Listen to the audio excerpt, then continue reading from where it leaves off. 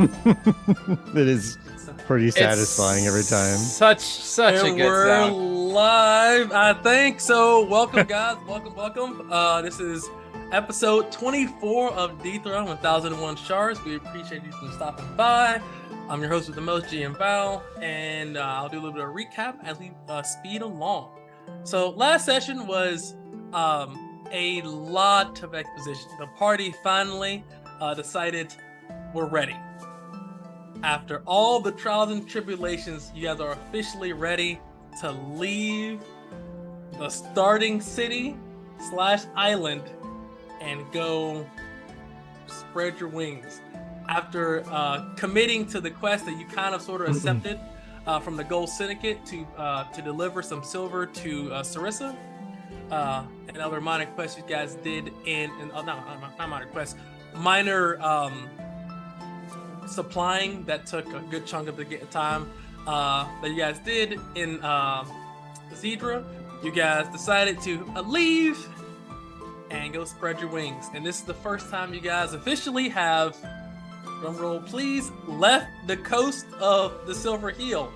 And you did not die yet. It's been smooth sailing, almost unnaturally smooth, as the dice rolls have decided that this is going to be the smoothest trip the world has ever seen.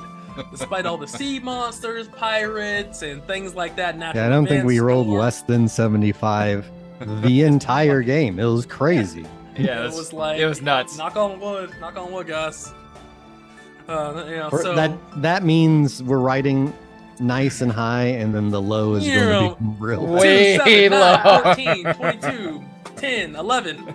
But nevertheless, double nat one. All right. Don't worry. I think I have a plan. I got on my Soprano shirt right now. Don't copyright me, Sagittarius. Great show. So we don't even have a lifeboat, eh? Every man for himself. A lifeboat? Dude, y'all really have swimming classes. It's funny. It's a side note to that, but the funny thing about sailors back in the day is that most of them actually could not swim. So when they would get on these boats, it was like, hey, imagine it's like a pit of lava. No one can swim if you fall over, and if you fall over, you're fucked. Yeah, that's some pretty scary shit. So shout out. So if you see all those movies about pirates and sailors, like they swim back to the boat, they ain't swimming back to the boat. They're dead. Game over. So 100%. Doesn't matter how good you're swimming. It's like, good luck. If something doesn't eat your ass, yeah, dude, it's over. Kidding. It's done. So, it's gonna take days. The first 6 days, no problem at all. On their 2-week journey, like I said, the journey's gonna take at least 2 weeks, give or take. But the party to Jay's point has, I believe, 6 weeks to get her done. So, 7 days in their journey, 6 days in their journey, about to be 7. Went up no problem, and the most eventful thing that happened was Guinevere had found some rainbow fish that in a little fishing spot that you guys fished up and pulled up, and you guys had a great meal. Actually, a super great meal, because the bonus amount was huge. I think it was like plus 15 temporary hit points. My note checks out. So enjoy that. But that all being said, we will pick off right where we left off, beginning of day 7. And I believe you got, okay, did I give you any experience for each of those days you guys rested? Yep. Days? Yep. You were giving us experience as we went. Yep. Okay, I'll make sure I didn't. I didn't forget. That's the one thing I did. And Koa wakes up on that day 7 of the journey, a little bit fleeter of foot as he levels up one. Fastest speed in the west. Don't forget, like I said, don't forget your everyone's triggers for things they have. Everyone has separate resolving triggers for things that are doing. So hopefully you guys have written that down, because I just tell you what days passed. It's too many guys watching at home. It's too many floating numbers to keep track of. And this game is like city management. I can only manage the world. I can't manage it's too much numbers. So hopefully you guys know what you know. but day 7 has started. So please, someone give me a D100. Don't roll less than 25. Well, here we go. If we keep going in order from the way we were heading, it's Koa's turn. So here he goes. Oh, 98. All right, somebody give me a D100 for Guinevere because I forgot. So above table, I figured out Guinevere's kind of thing. Her golden nose is like a 10% chance for every rank in golden nose for her to find something on each tile or day she travels. So she's golden nose 2. So somebody please give me a D100. Roll less than 20 or 20 or less. Right. You may find You something. want to take it, or who's next? I'll take it next. Go. Take it. Oh. Hey, no moss on that day, but the seas are calm as you guys travel through. As this has been a smooth patch of sea for the last 7 days. You are halfway on your journey. You guys gain 75 experience points. As another day does pass.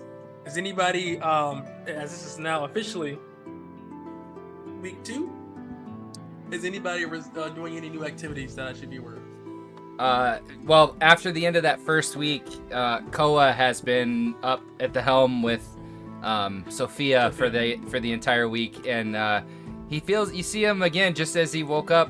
He a little bit more fleet of foot, a little bit has his sea legs are there. He can really ride any of the waves that do happen to hit the boat. As he gets sea legs 1 from studying with Sophia. Nice. I will do it. And then he Alright. starts on his second week of learning that he's already paid her for. Makes sense. I think after that first week, Gon learned from Harry, right? Yep. Make You the have health potion. learned Elf Tincture 1. Yes. So potions you make now give +5 temp HP. And you can make the health potion. I can teach you to make the poison, but it'll take 2 weeks. We don't have anything else to do. I mean, It's true. but We might as otherwise, well. because the ointment, like for rest, I mean, you can learn that. Takes a week. Not as useful though. So it's up to you. Well, both are good. How much does the health tincture 1 give? It's 10 temporary hit points when you make it. The potion will give 15 now when you make it. Oh, The potion by itself is 10, and the skill gives 5. The cool thing about Timber hit points that it does stack. So one of the key things about the game too, I mean, there's not you guys, but guys watching at home is that These in these combat potions you healing- can only take when you're injured, though, as per the Mhm. rule, I think. Mhm. So it's not And, like preempting. Yeah, it's a very preemptive kind of thing. So temporary hit points is like you don't have to be damaged, but I think bandages. I gotta check my notes on that. So give me a second. But I believe you can take health potions. You can't, but you just can't drink them in combat because they take at least 10 minutes to go into your body. Yeah. So you have to. so it's closer okay, to like a Witcher potion. I'd sit down, drink it. Yes, and you feel Yeah, it's like hardier after as combat. Makes You sense. Or feel It your takes- before, strength too. back.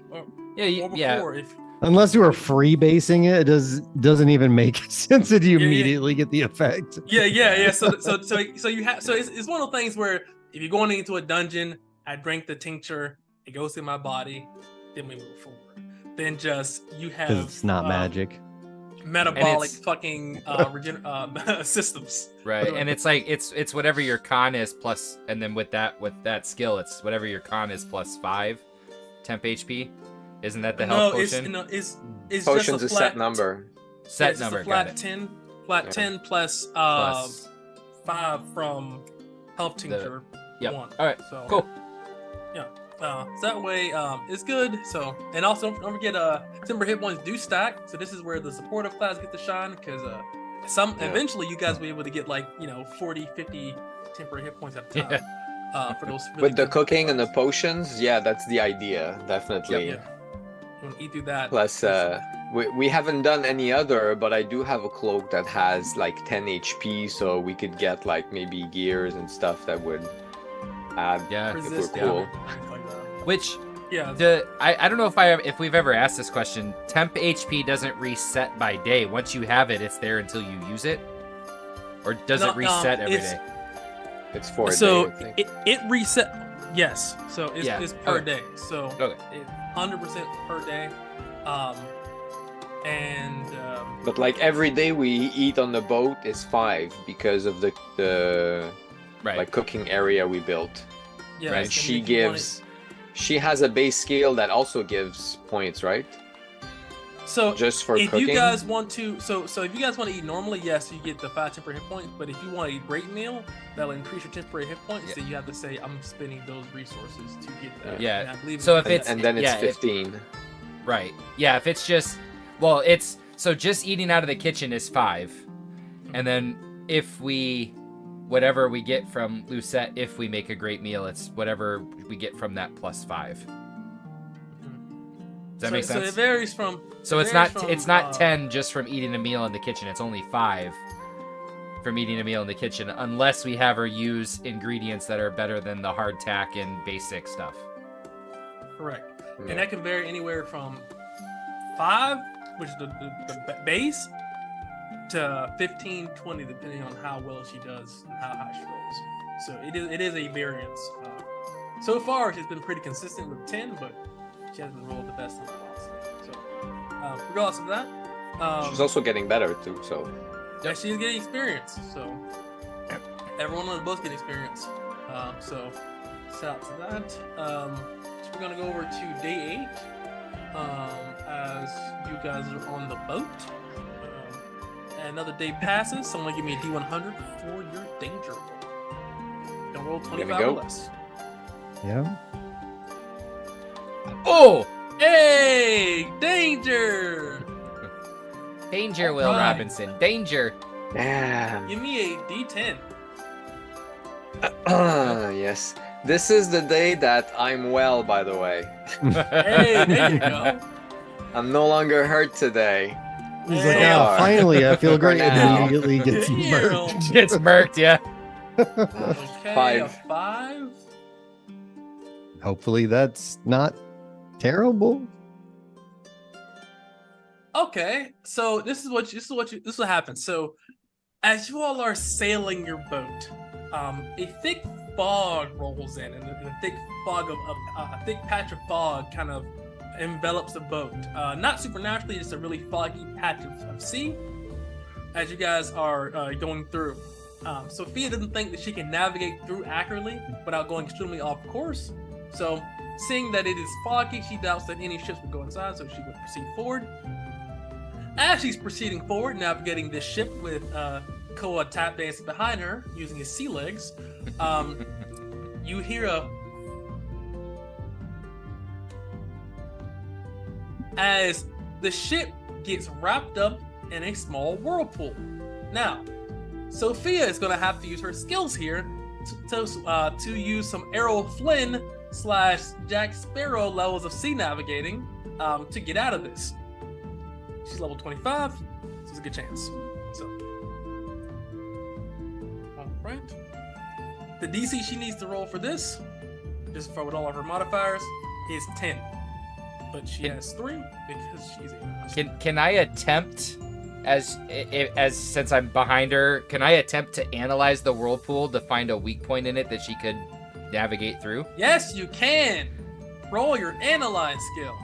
As you're an Easterner and a critical success, as an Easterner and the beginning of a Mariner, you know that Nice. if she can kind of dip that in that kind of riff right at the edge, it'll kind of kick her out if she jackknifes against that whirlpool. Okay. And So- with that, That would be, I don't know how this works, because usually it's a damage die in battle, but I have an extra d6, and if it's a critical, it'd be it adds a 2d6, so... adds a D6 to the roll. Okay. There we go. All right, here we go. Hey, she hit a DC of 10, and guess what that 2 did? Actually made her succeed. She would have failed. Holy shit! So with your help, Sophia's navigating this crazy whirlpool. I mean, this thing's intense, and she's just like, you're like, hop that rift on that whirlpool, and she points to it. She's like, and she does a hard turn, it kicks out, and it kind of shifts the boat just enough at an angle to shift it right out of this whirlpool. Though the ship does take some damage. But because you have successfully evaded most of the damage, this damage is halved. Let me roll.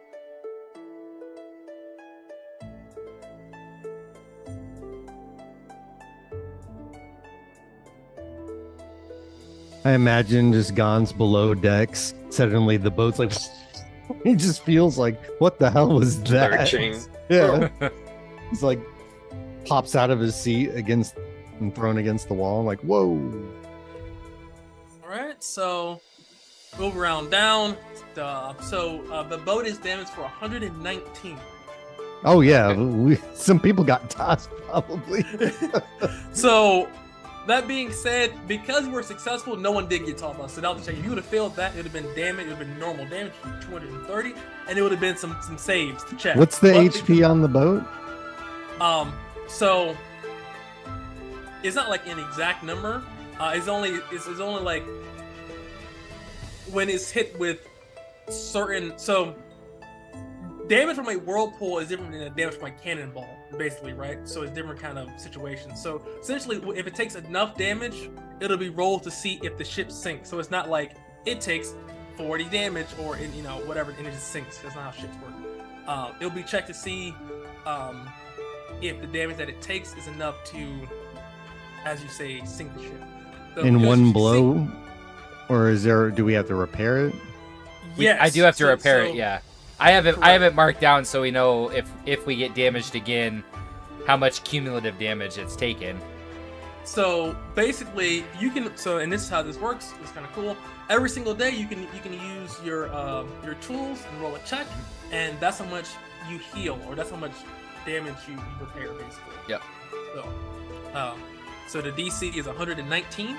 So every day you can roll and recover some, but you won't be able to train in that repair. day. So keep that. Yep. in mind. Yep. All right. So and we shall press forward to day 9 as the ship is in some stuff here. So day 9 happens. I'm gonna give me a D100. We get our 75 for this day.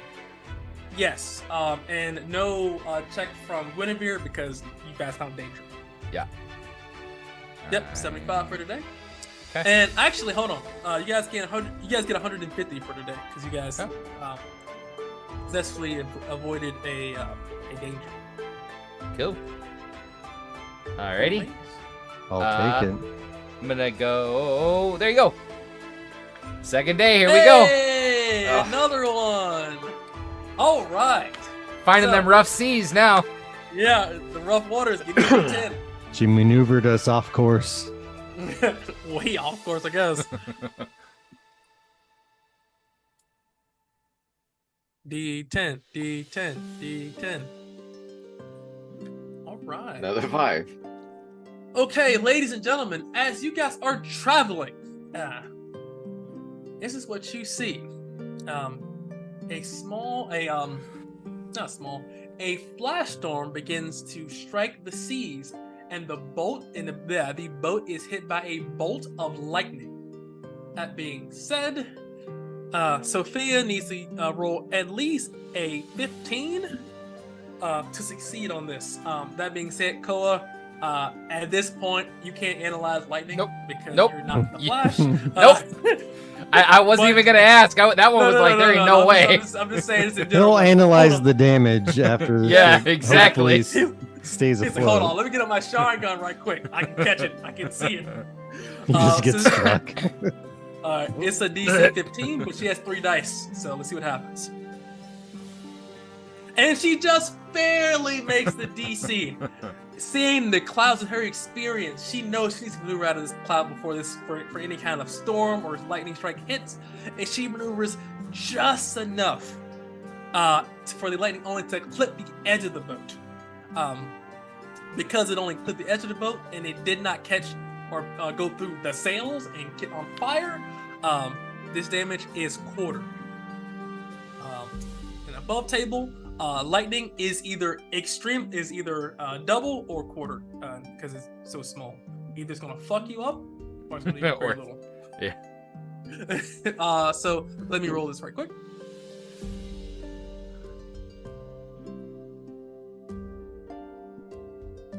guys. Hold on.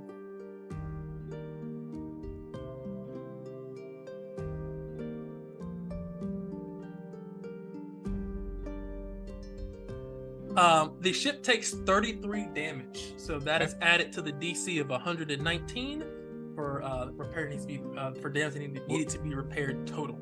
What time of day did the lightning strike happen? So I'm gonna say at the height of the day, so early afternoon, like 12, not early afternoon, early just afternoon, I guess. So Okay. 12. Okay. 12. So you would have been obviously repairing, damaging the boat, and as you're repairing it, a bolt of lightning just goes right beside you. I think on that first one with the whirlpool, I think he would have still been training, but I think coming into the next day he would take a step away from the training to help fix the boat. That makes sense, because obviously you're like, okay, the boat isn't immediately damaged. I'll finish this day up here because it happened in the middle of the day, and I'll press forward. So that makes sense to me. Just that the DC total was higher. You jot that down, as I will not remember the DC of the damage in 3 hours. I got it in the boat. Like, you can look at it in the boat note, so you're good. I trust you. I believe you. Okay, so that being said, that day goes past. You were successful. You guys get 100 experience points for that. Sophia's literally keep in mind, and this is where having someone skilled in their profession really kind of shines through, because the DC would be significantly higher for a sailor to notice a flash storm and accurately dodge lightning. She's also well paid, and let's not forget. Yeah.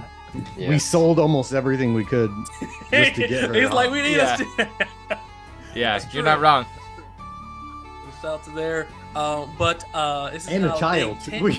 Yeah, we literally sold a child Yes. And a child who died. Forgot Who it. died? So Yeah. You Like you're right a away. slave. yeah, we're Yeah, trying to get like, our money's worth here. Yeah. So hey, there you go there. So far so good. So Koa, if you're repairing the ship, you're repairing the ship today or tomorrow? Starting. I will. So I think he would, if it happened in the height of the day, like 2-3 o'clock, he would analyze, just not analyze my skill, just yes, I get an idea of what repairs needed, and he would take the next day, and tell Sophia, I'm gonna take a day and I'm gonna get our boat back up in line. I'll start my training with you again once I know the boat's sail worthy for the rest of this trip. All right, sounds good to me. Now it is day 10. Day 10 has come.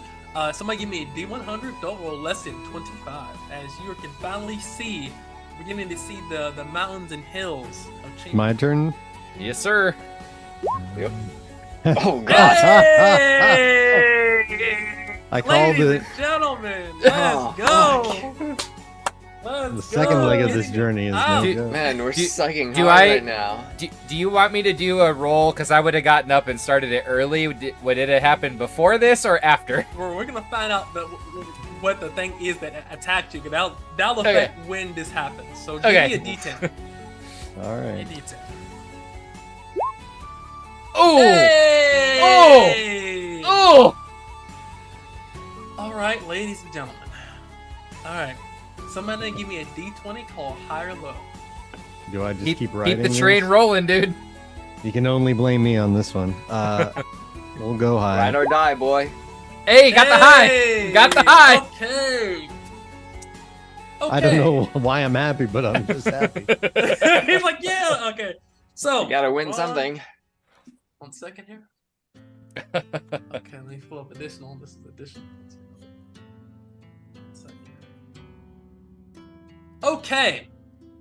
As you all are traveling, it is mid-afternoon. As you're traveling, and Sophia, the most skilled mariner here, notice that the water surrounding the boat seem very quiet. But you hear a faint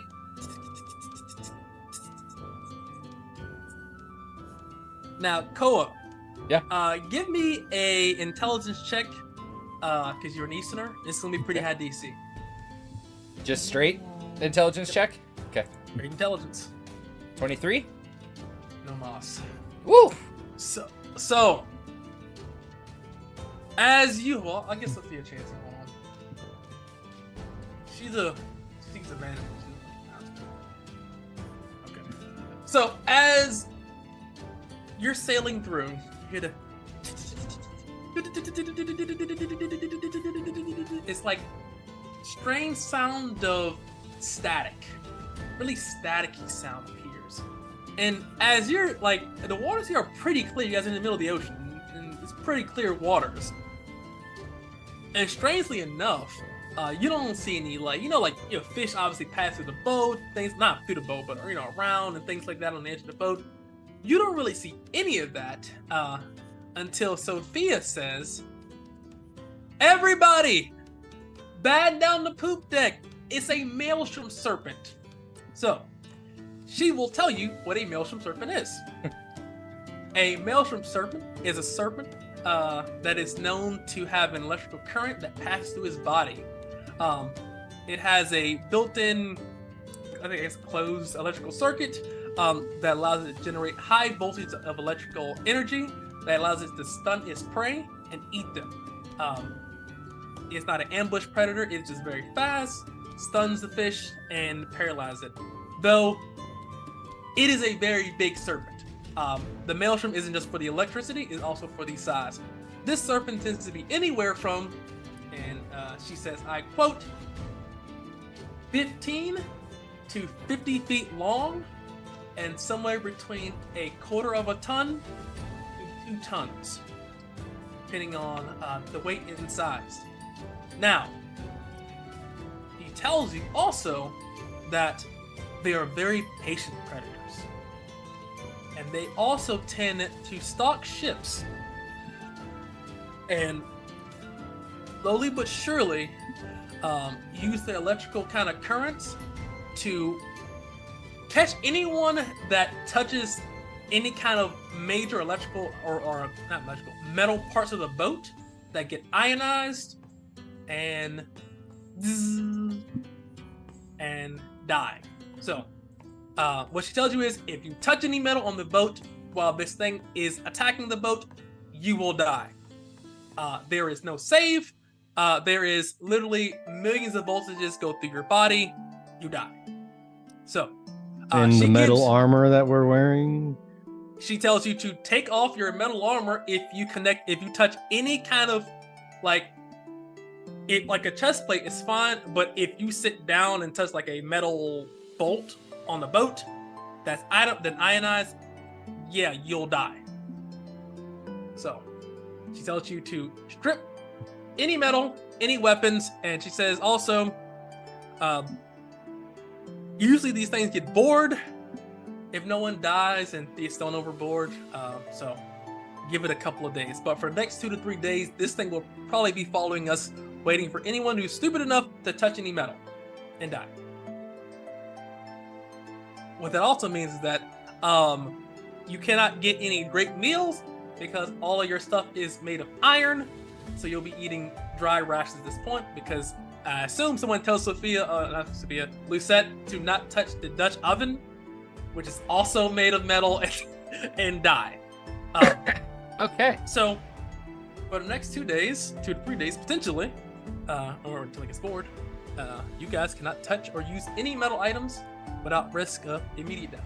So, hey! I guess we have no choice but to strip down. Did I get any repair of the ship done in the morning since this happened in the afternoon? Give me a D20 call higher low. Let's see. Let's see when this happens. Hi. You do. Hey. You Okay. can repair the ship. Give me an intelligence check or a strength check, your choice. Do a strength. You can roll 3 times. Pick the best of the 3, because you're a carpenter. How about a nat There's the 20? best of the 3. Yeah. There you go. 36. So 36, You repair okay. 36 damage. All right. Okay. So that day goes past without any problems. So the good thing about the maelstrom serpent is that it is an ongoing danger.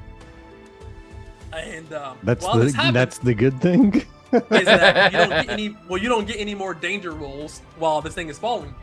So We're not gonna get a lesser predator around. correct, because it would die. Yeah. So Unless another sea god is just chilling, ready to chuck a us. sea giant, he just throws a Yeah. rock.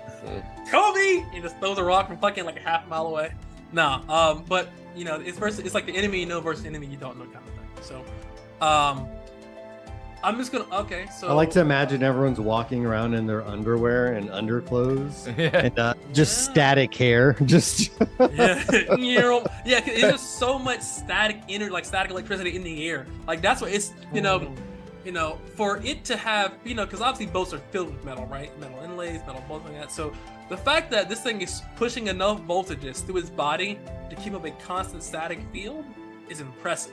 Because it's not like it's like kind of like whatever. It's just this thing is literally like riding beside the boat like fucking Shamu, just pulsing electricity through the boat. These things are notorious, though. Obviously, not obviously, tell you. There are stories of slavers keeping the undesirables to offer to these maelstrom serpents, so that way they will leave them alone. Because usually once they get a meal, they dip and leave. No, I don't think so she'll ask you unless anybody wants to get thrown overboard, which I don't think anybody's trying to do. Don't wear any metal. So Hey Zeus, want to go for a swim? Hey, listen, I lived a long time. I ain't swimming for shit. Zeus is like, I'm not having it, dude. And Juan is sitting there like, for the first time in I don't know how long at this point, Koa's actually walking around again in just his wrap with no shirt. Because he's been wearing armor. Dude. Yeah. So you just have Guinevere Back to the basic. Guinevere is literally just straight up, just like leather shirt. Actually, no, that has metal on it. So she's sitting there with the fucking just chest wrap, burlap sack, just chest wrap and like just leather, not leather. It's one of those like knee pants that used to wear like 1700s. The knickers? The little knickers? Yeah. Yeah, just knickers, just no socks, no knickers. Shoes, just chest wrap, which is literally just wrap cloth, protect the goods, and just knickers. Loose set, for working in the tavern, she has a variety of underclothes, so she looks way more dressed, put together. Than Guinevere. Yeah. But Guinevere is used to wearing armor like everyone else, so so. It's a strange. I'm gonna roll a d4. That's how many days it's gonna be. It's a strange 2 days. So it would be day 12. And I'll just say any kind of training and all this stuff is pretty much kind of halted because most things you train with use metal or in some way, or I don't think you guys would want to risk potentially rubbing against metal and dying. No. Nope. If there's possible, we got wool mittens on. Yeah. Like, Yeah, you really do not. But just blanket over you. We asked Guinevere to just create just leather pads with little bits of rope to put on the bottom of our feet, so we're not stepping on any of the nails that are holding the she deck literally boards down. goes to pull out her kit. She's like sees a metal thimble. She closes it back up and puts it back in her pocket. So I don't think I'm gonna do that. So she closes it back up. Cola's just sitting there. He's rocking a Tarzan right now. He just has straight up just like the Conan fucking little wrap there. Yeah, it's just literally that's all it is, just a wrap. It's not quite that short. It hits him about mid knee, but it's literally just like imagine the Hawaiian wraps that if you've ever seen people in Hawaii, they wear just that it's literally just a single wrap and then it's just tucked in. It's almost like taking a towel and throwing it around your waist like a mini skirt or essentially. It's like a mini skirt. So everybody's doing that. So till day 12 nothing happens and the maelstrom serpent does leave, but now you guys have learned about a new creature, the maelstrom serpent. So make sure you grab that. These things are massive. That being said, there are some people that do hunt these things. So the ones that do tend to have very short careers, though their scales are very valuable. They are actually translucent, but are exceptionally durable. People use them as inlays and to armor and things like that to give off a reflective kind of shine as a sign of wealth. Same way people do use dragon leather for boots and such, because if you have dragon leather, either you slayed it or you brought it. So either way, wealth or strength. So, but day 13 does happen. During those 3 days, basically, you guys don't get any experience points. You guys are just sitting there like NPCs on TikTok. Yeah. Just sitting there, just you want to tell a story. Sitting there as it's the first time, maybe outside of maybe Koa and the Easterners, really seeing like sea monsters. Like you heard stories of them, and they're very diverse array of creatures that live out in the sea because there's no cap on their size usually, and they have interesting sorts of ability powers, or not powers, adaptations. That being said, day 13 does happen. Give me D100. You guys can see the Red Sea. We're a day away. It's my turn. Oh no, it's your turn. No, it's my turn because you were the. And we're doing it again. Hey, 19. Hey, D100. This second week is just not our week, boys. Damn, man. This is not a good week, dude. This is payback for last session. You said a second D100? No, sorry, D10. Oh. D10. Sorry. 8. Okay. Let's see here. All right.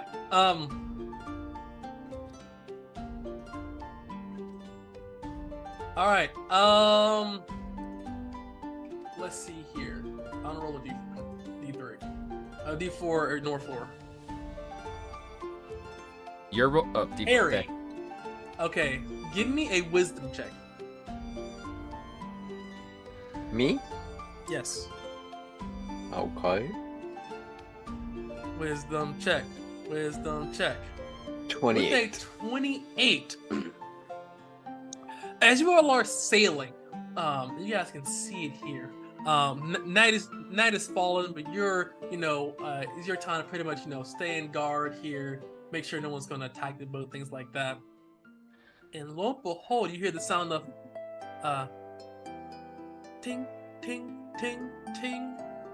As you notice, as you see several men begin to pull up the side of your boat, that you're getting boarded by a small rowboat filled with what looks to be pirates.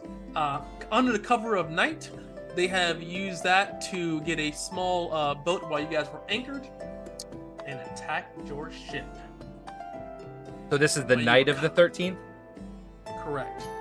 Did I get anything done on fixing the boat when the maelstrom left? Yes, you did. Give me your strength or intelligence check 3 times. The best of the 3 rolls. 24. All right, and I will move you guys over as let's get ready to not die. All right. That being said, you guys, Koa, you know that for people to attack a boat this big and this, this big, they must be pretty either experienced, dumb, or suicidal. So Cool. I'll move you guys over in a couple of seconds. You guys So are They're all just in the boat. desperate. So Harry hears them though. Harry's the one that actually hears it. Yes, all of you Okay. guys are on the board. It's just that he noticed it first. I'll just put you guys all on the deck. I'm gonna set is here. Just move you guys over. So I'm assuming with you saying that, Harry, you like said something about being boarded or there's people whatever. I scream it right away. Hey, no one coming! What are nothing these? to worry about. These people are either that damn strong or that damn stupid. All right. Okay. Let's hope they're stupid. All right. So somebody give me a 1d6 plus 4. All right, I'll keep rolling with it if you're asking people to roll since this was my issue. Doesn't matter to me. 1d6 Let plus him 4. let it 7. fly. Hey. Okay. 7 people board your ship. Alrighty. All right. Who? And it's I'm assuming. So this is like are we all on the deck, the entire crew, or is this the? Everyone is on the deck, and Okay. I'm gonna drag you guys over in 2 shakes and a shimmy as I get set up here. All right. The one thing about the game is like the freedom, but it's sometimes like, okay, I gotta pause. You gotta build it. You gotta build it. Yeah. I gotta literally, okay. It's like generating your game. Your game is important to me. And we have 5 temp HP from Yes. Yeah. the food this From morning. the Yes. meal. Yep. Yeah. Lucette, find cover. Sophia, can we tighten the anchor chain or something? Sophia drew her sword and says, we'll tighten after we slay these foes. And 1 second here. Your game is important to me. Loading. Doo-doo. Doo-doo. Doo-doo. Tooltip. DM must gather the Always party funny. before venturing forth. You must gather your party before venturing forth. You must gather you. I've been playing, so that's just loading. I've been playing Baldur's Gate 3. Me too. Oh, It doesn't my do that. God. Sometimes No. I'll go, I'm like, why is there only 3 here? And then I'll click, someone got disjointed and they're like 10 maps away. Dude, I'm like, every- oh, God. Every time I separate Asteron to hide, and I forget to put him back, and I leave him like another map away. I'm like, why don't I have 3 I people? found the if you hit G, it'll ungroup everyone and then group everyone if you tap it again. Yeah, I gotta do that because I do Yeah, it all that- the fucking time. Yeah. He same. it just starts running up from wherever they're at. It's like, dude, it double dash, double literally dash, is- double dash, double dash. It's been times where I left him in like a different town. I'm like, oh shit, dude, where is he at? Like the game had to load for like 30 seconds for him to like load into the game. I'm like, You just yeah, send this him is to great. camp and then just go to Yeah. camp, basically. Oh, well, I really appreciate that 'cause I didn't know that shit. Now I'll do that. And I'm almost I done have here, guys. I haven't been able to play it yet because I downloaded it literally Oh, you got after it? I downloaded it. I started the download after our game last week and immediately got up and left the next morning and got home yesterday. So I haven't had a chance to play it yet. Oh yeah, Well, yeah. No spoilers, but it's great. No spoiler. No, is good. I've seen articles and I've been avoiding what I can about gameplay, but just listening to reviews and stuff. And from what I've heard, there's devs that are pissed off in the game world at the devs that made the game because it's so good. It's like a perfectly built game for how long it was in early access, No. and then It's very little bugs because I don't know, they actually play tested their game for like 3 years. right. Well, they also had a bunch of people who did it for them. Hey, And they listen to the- don't and hate they the listen player, to hate the them. game. Yeah, they Yeah, listen to the Quality's players. important.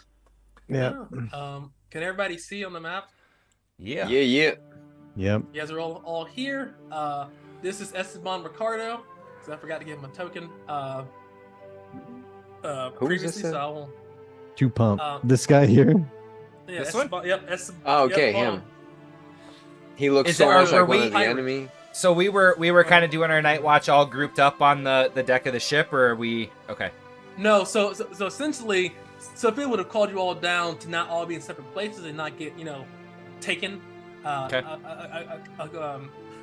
One of the tactics pirates tend to use is catch people that are, out of position, beat them over the head, and then capture them and press gain them into submission or into slavery.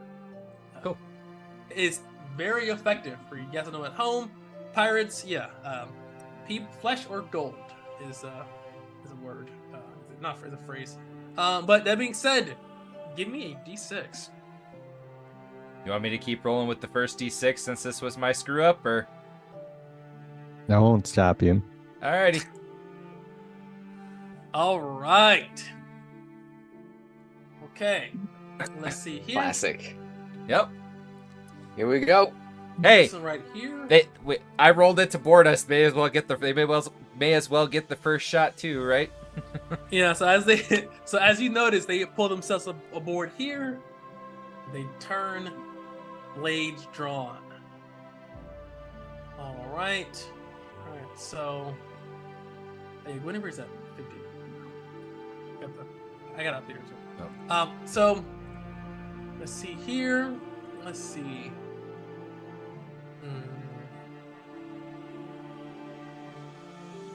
Okay, so they're gonna go for Harry's 1, Koa's 2, Dawn is 3, Guinevere is 4, Koye's 5, Jesus is 7, Juan is 8, Esteban Mercado is 9, Sophia is 10. All right, what's that? Koa? Yeah. All right, Koa. Yeah. These three over here rush towards you. Okay. Over here. Over here. And as they move, they get in really, really close to you. Get up nice and tight to you. You think these people are known and very used to fighting together in really confined places. What you notice that long as they are adjacent to themselves and a target, that target is always considered flanked. Little pack tactics, I'm so to speak. cutting edge, a little cutting edge. As this chick over here, Yeah. he has a cutlass or a sword, and she goes for a strike at advantage as her friend is pressing against you, going for a stab. 19. That is plus 10. Oh yeah. And that's a crit. As she gets in right between the plates of your armor, slashing, leaving a gaping slash. And that's for 35. No, Oh no, that's roll. total. Okay. Yep. No. I hope not. Gotcha. That's why I was just sorry. I just saw the 30. I was like 35 damage. Oh, Damn. good. Oh, Yeah, man. If that's the first hit, I think we're gonna jump in the It's water game now. over. Maybe take the boat. Game over, man. Just keep the boat. The first attack is 25. An 8 explodes. Oh yeah, that's right. Exploding 8. Oh, damn. 1d8. So for 28 damage. for 20. Strike Can I- 8. Can I use a reaction seeing them Yeah. come up that close and I the little cloak that sort of hangs off the back of the armor spins up in front of him and it catches about half of the other 20 damage that comes through? Ooh, very nice. Huh. All right, so as he strikes, and this one, you feel as if this person here is very, very used to fighting. A lot. She's either killed a lot of people or she's skilled with the blade. And this person over here, seeing their ally attack, will go in and try to get you between the ribs as well. Yep. Advantage. 12 plus 10 is 22. I don't think that's... That'll hit, but is not a crit. All right, you take this.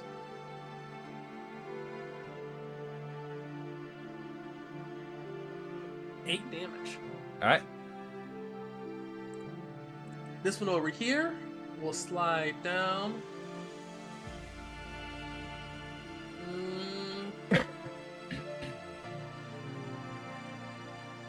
I'm gonna go for a Gollum's 1-2, Okoye's 3-4.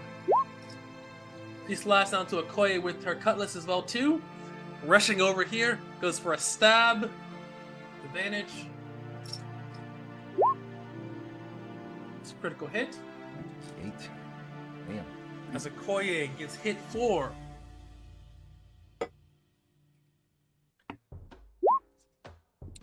$24 damage. He raises his shield, taking it on the chin, as he absorbs a lot of that damage. But it is still a lot of damage as he takes. All right, these ones over here. Esteban Ricardo with his blades. He blows them a kiss as they rush over to him. He's on the edge. So, I'm gonna go over to this one's gonna rush over to Esteban.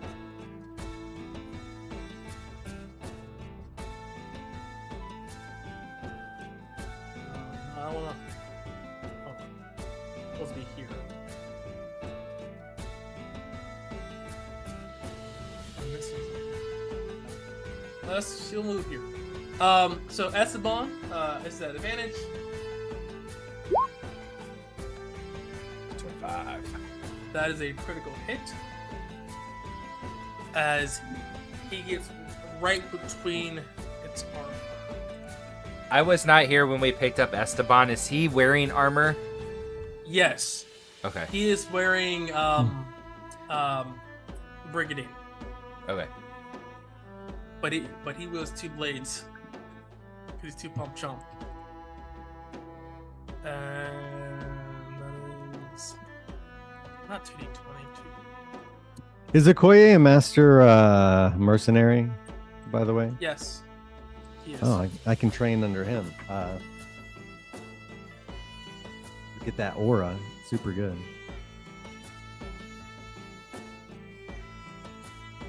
Yes, he is a master. Yes. Because he stopped going outlaw further than you did. I had to remember for a second.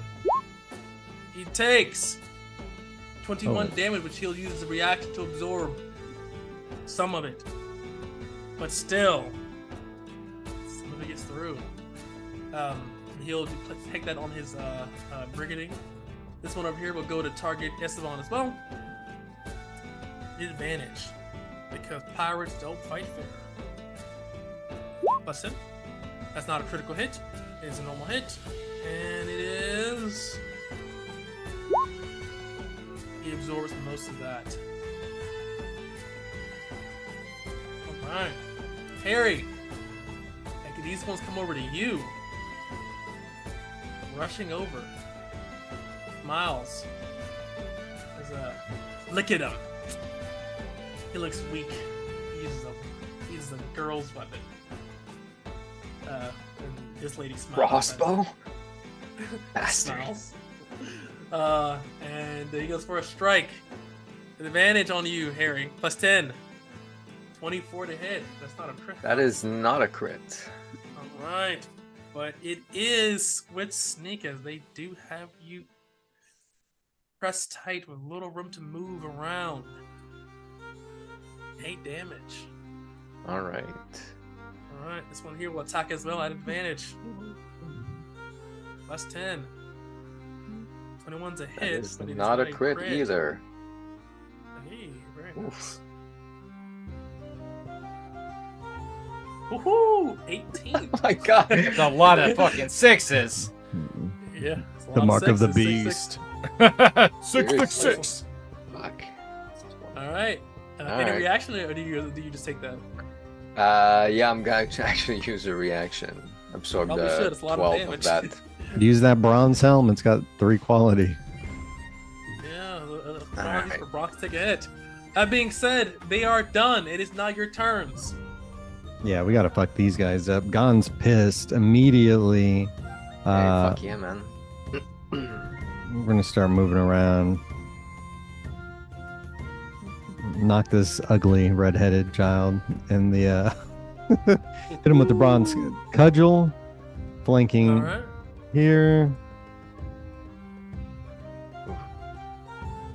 Alright. 33 to hit So him. yeah, oh yeah, 33 is a crit. Sorry. Rid him up. Woo! Oh, dang! 3 That's sixes. 3 sixes. You also get give me 2d4 from Okoye. 44. He's renowned too. 44. Yeah, 44. Whoa. Alright, give me Plus another 2 4. more D6s and another Another 2. Give me 4. 2 more. No, give me 3 more 6s and another 4. I rolled You them did. up He there rolled it in there, yeah. together. Oh. Yeah. That should be it. Alright. What is Oh, that my total? lord. 35, mollywop. 45, 54. 51, 54, yeah. Wallop She will the back of absorb this that- guy's head. She will absorb some of that into her Brigadine, absorbing some of that, but a lot of that does get through. Most of it gets through, actually. But she's alive still. Blood on her scalp as the blood from her helmet bleeds to her brain. She definitely has a concussion. Probably CB. It's called CTE. See, CTE. It's yeah, already set in immediately. CTE. They start. Oh, seeing Gon just like baseball swing at this person, I just turn and look at Okoye. Like, you gonna You finish got him or what? Okoye says, "Fuck her." That's a hit, but it's not a crit. Just barely. No. Just the tip.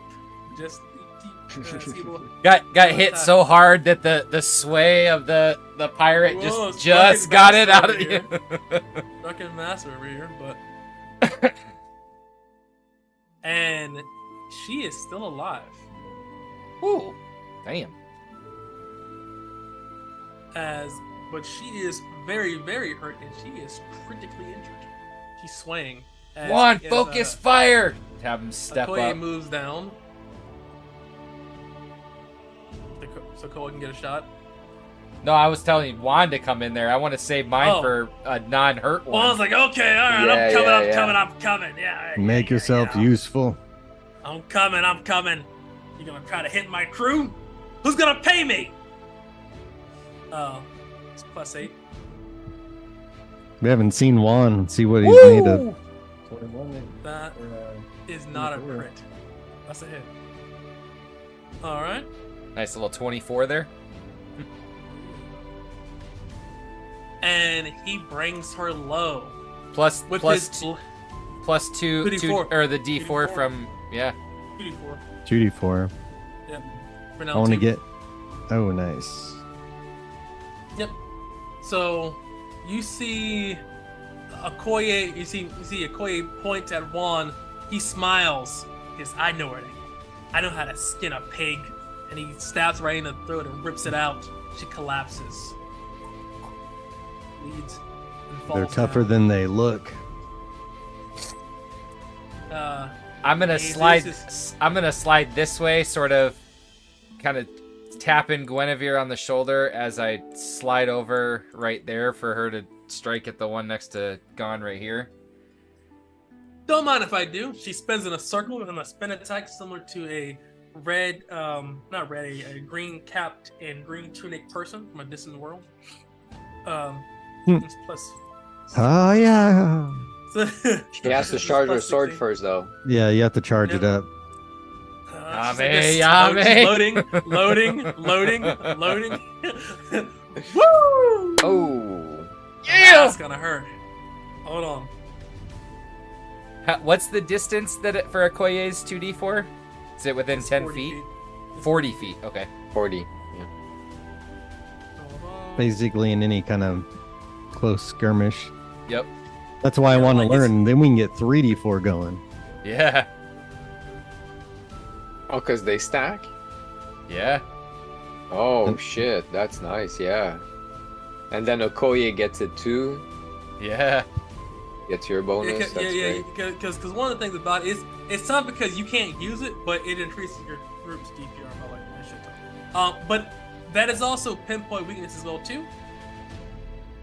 Hold on. 6. Oh.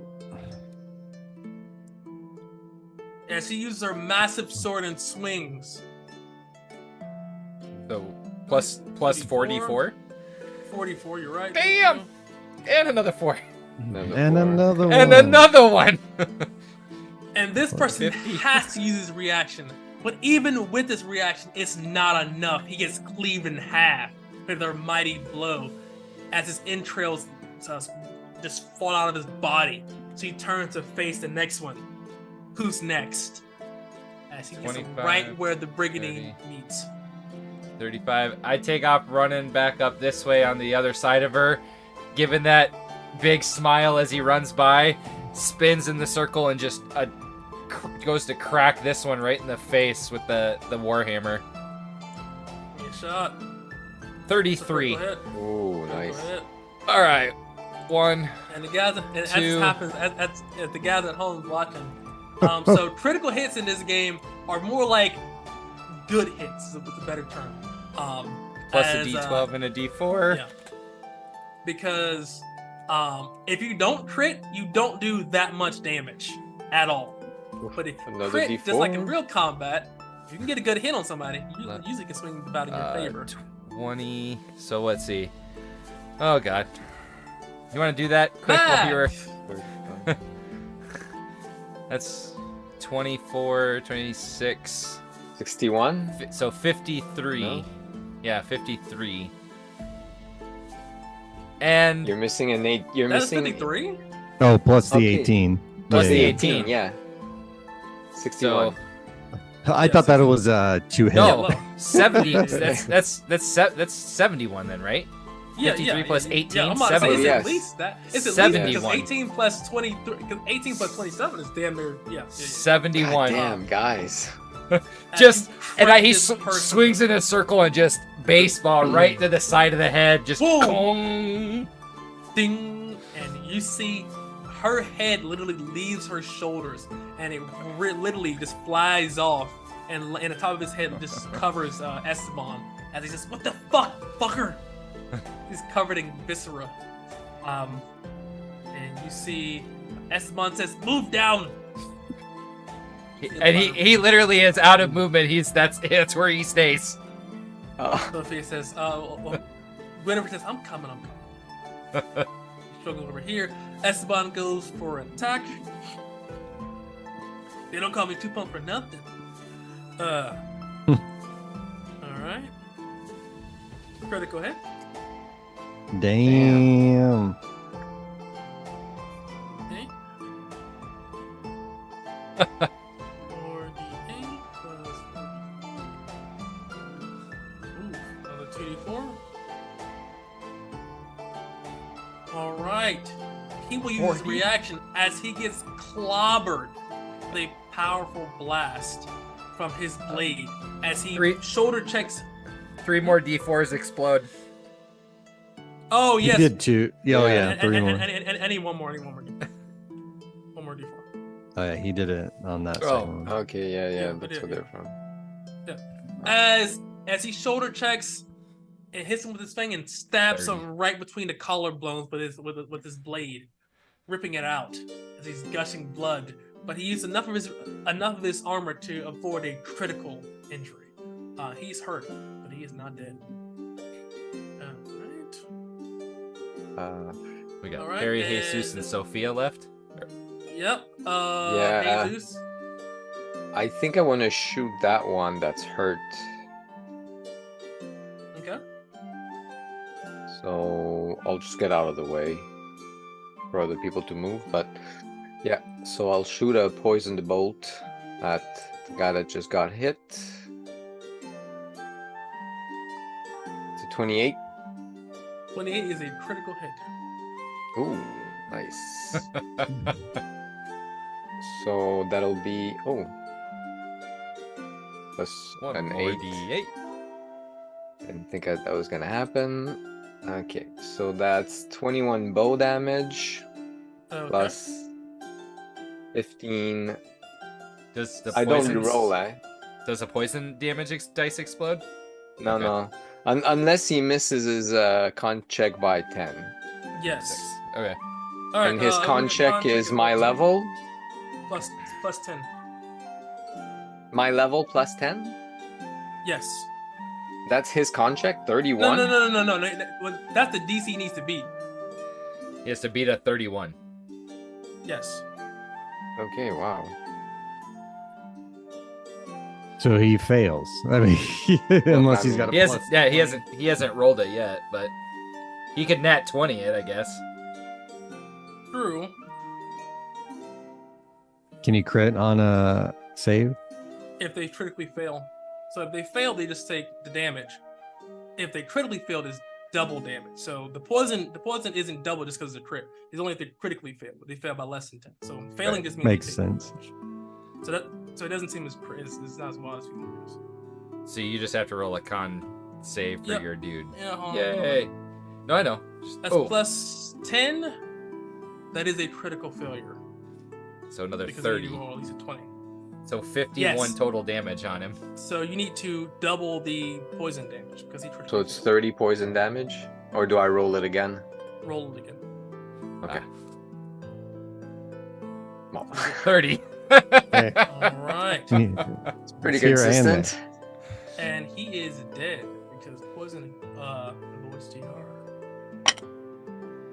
Collapses as the poison floods through his veins.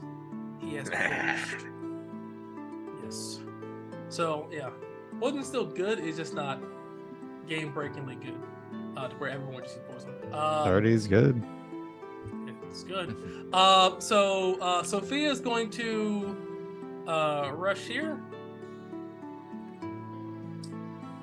She's going to attack here with advantage.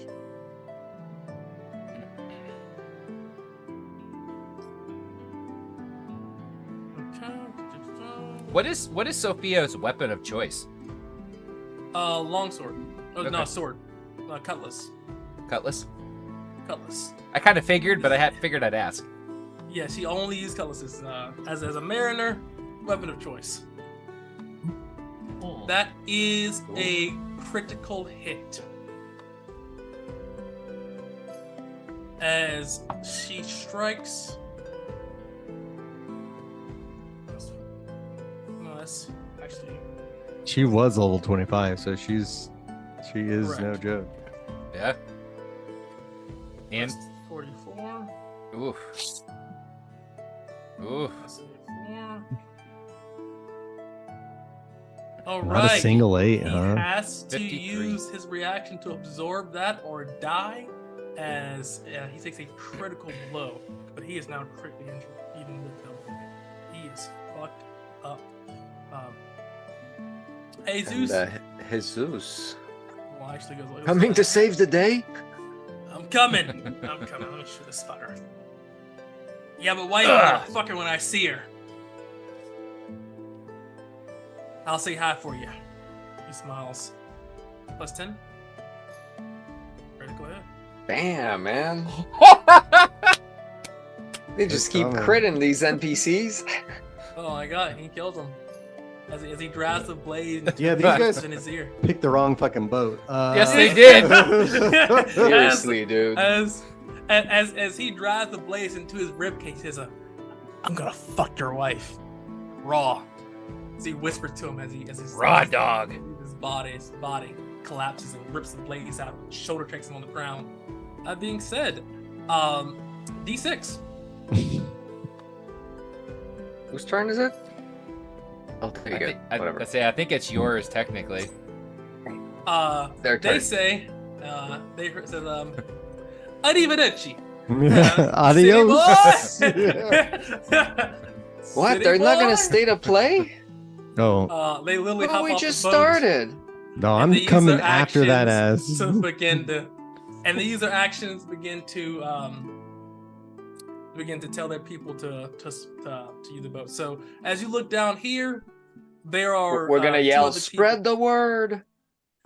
So it's 2 people in the boat remaining still in each of these boats here. I didn't drop a boat, but there's 2 boats on the side. They use their actions to begin to swim the boat off. So they're about I'll say about a smooth 40 feet away. We're the Crimson Dawn. Remember that? All right. And that's on both sides. So both people are about 40 feet away now. So is anybody hopping off the boat to swim and try to get them? As Nah, they fuck swim that. We have to swim. They were able to get the boat I'm checking off the in- people's in pockets. 6 So- seconds. So it's not just them in the boat. So it's 2 other people in the boat that was waiting for them. So it's the people that left the boat, and there's 2 people in the boat still. So that way, if they throw anybody down there, they can press gang wouldn't- or beat them up. It wouldn't be had a possible to getaway send the guys driver. and chase them down. If you want to, if you can get your boat ready to go. But yeah, they literally got a rowboat, hopped up, and they're rowing. Oh, I see. Rowan. Yeah. I So see, like, I see. they're not swimming. Each of these people had rowboats, and they rowed to your boat in the middle of the night while you guys were anchored. I thought and as a larger craft showed up side by side and they boarded. No. no. Because you No, they guys would have saw came that. up. Yeah, they came up all stealthy like. And then you Yeah, said there's rowboat. 2. So there's 2 people in the rowboat. So it's like they Correct. dove off the side, hit the rowboat. The other people are like, "Oh fuck!" and just started Let's going. go. I got it now. Yeah. Cool. Yeah. Just so like the last time we got boarded, actually. A little bit, yeah. It was pretty. It was a pretty common tactic to So just like in any robbery, to have a lookout man, the driver man, make sure that shit does go south. And these people don't seem like they're inexperienced. They're pretty experienced pirates. It went Yeah. south. Half of them got murked in the first round. That's Yeah. true, you're fucking wrecked. But You guys were successful, but you guys still could have all died from that encounter because you guys rolled extremely well. So luck was on your side because on those crits they were rolling 48 plus 46. Oh fuck yeah, no joke, man. Yeah, it was no If joke. they- That If first they crit on me twice was in no a row, joke. Yeah, it was Dude, fine. that first crit was no joke on me, and the only thing that saved me was that cloak that Guinevere made that reduced everything by 10 hit points. I mean, I technically could have reduced it if I'd have eaten another DR on one of my armors, but I was like, okay. No, I'm not doing that. That's too much money. But you guys do gain experience. You guys gain 1,000 experience points for that encounter. Woo. Damn. Oh yeah, because you all could have died. Like I think really. that's a level. 100% searching these pirates. No, Yes. it's not. So it's not the one thing too. As you guys get higher level, 1,000 experience points is not what it seems anymore. You know, it's good. It's like a third of a level now. I think pretty much you guys are like level 20 now. Yeah. It's still good, but it isn't like level 1,000. So, but anyway, as you search the bodies, you find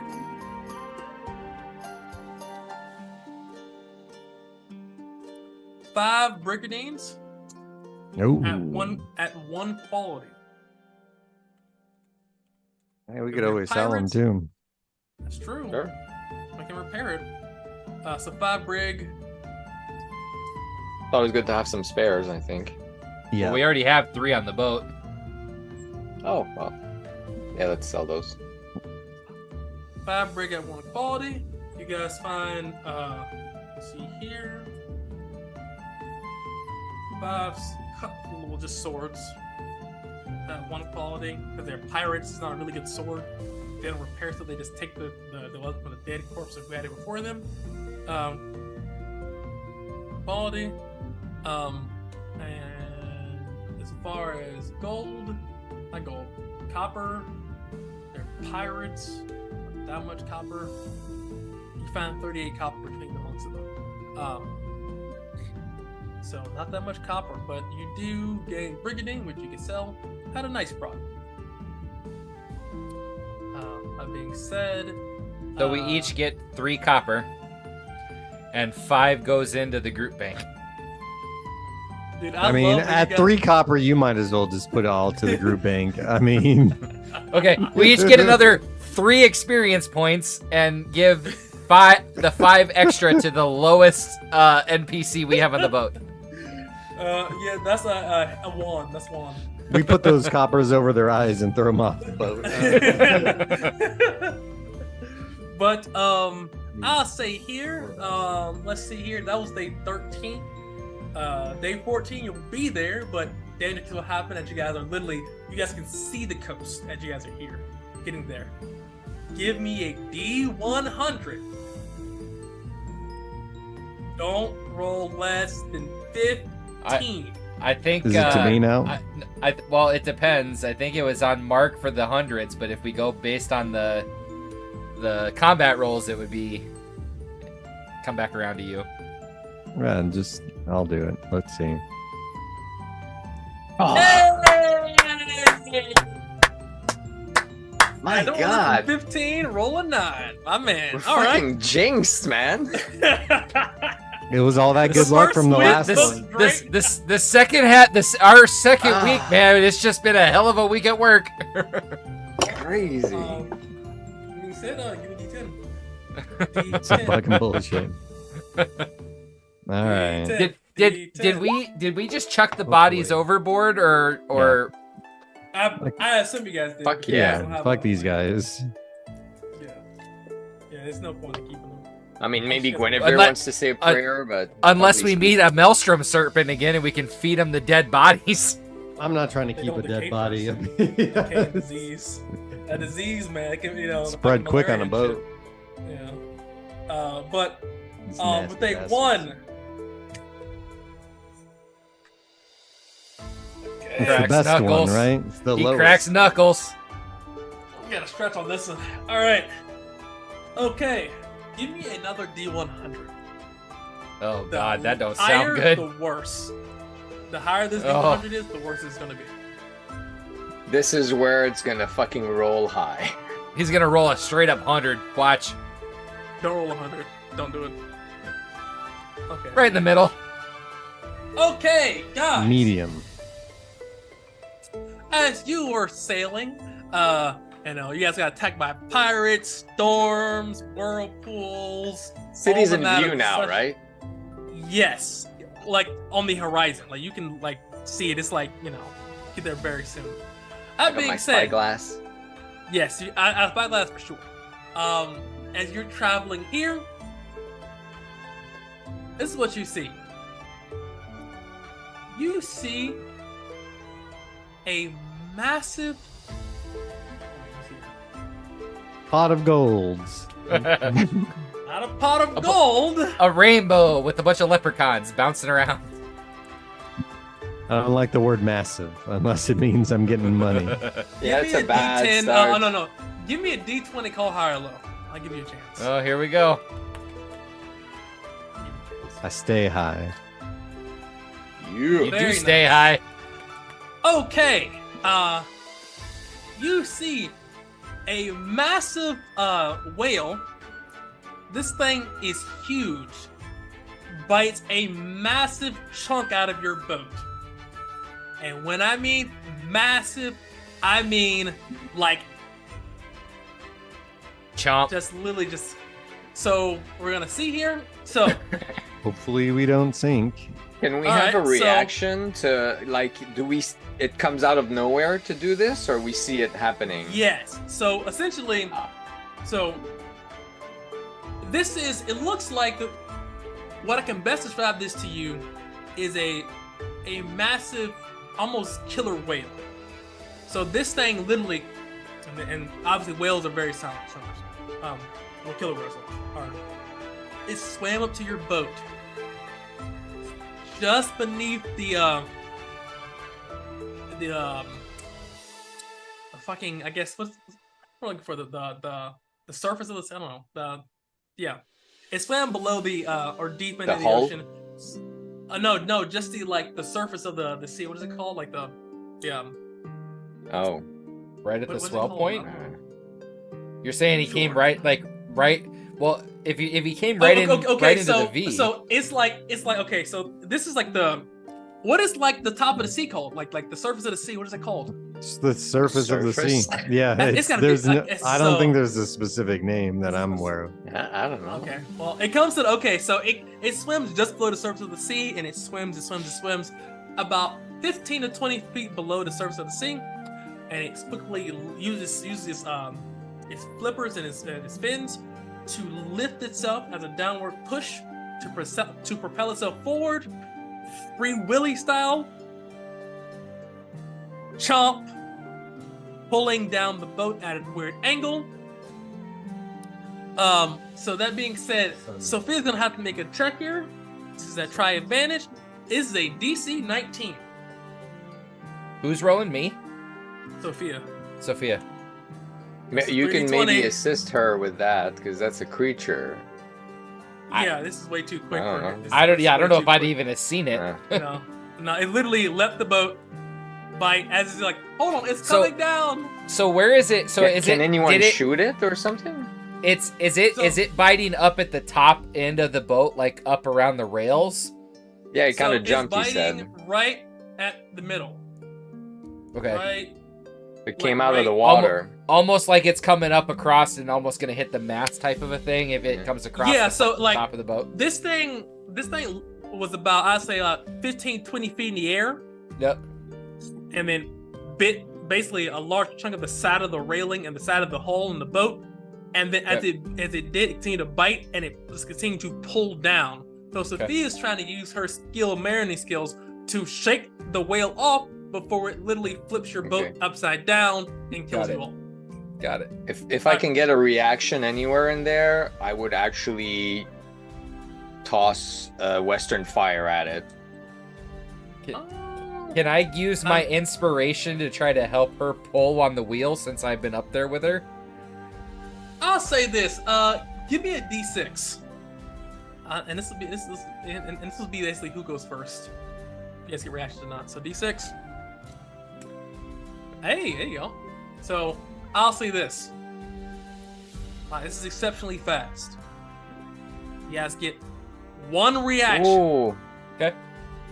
Okay. Not everybody. The Yep. team. You guys get one reaction. This is basically who is alert enough at the moment to do something to aid.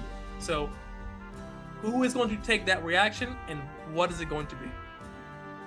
Okay, well, Well, like I said, I would toss a Western Fire if I get throw- attacked. Honestly, if you threw it, like if this thing's coming mouth open, if you tried to throw it into its mouth, it might help it let go because it's burning.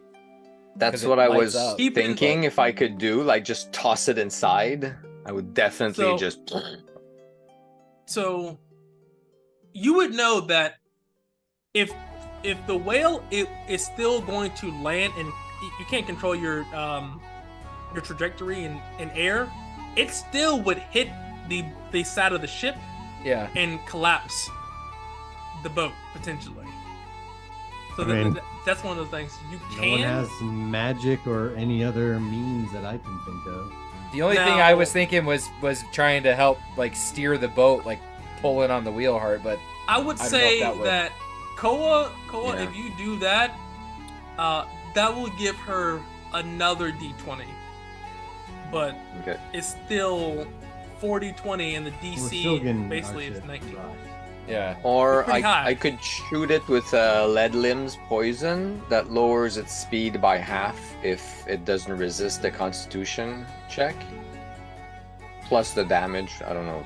Probably doesn't matter, but my thought was that the Western Fire would just scare the shit out of it. You know. in the air. Well, it's like a bomb, the Western Fire, right? It's like a container Yes. and it bursts. Yeah, so it would, but it's still going to land potentially on the boat. Yeah, That's the yeah, but then after, like, it's on fire. Okay, well, So I will say this. it What would you guys like it has to go in the water. Will it let go of the boat? I don't know. What do you guys think? What's I the got best nothing idea? else. I We mean, can give the die 20. Gone. It's an extra chance.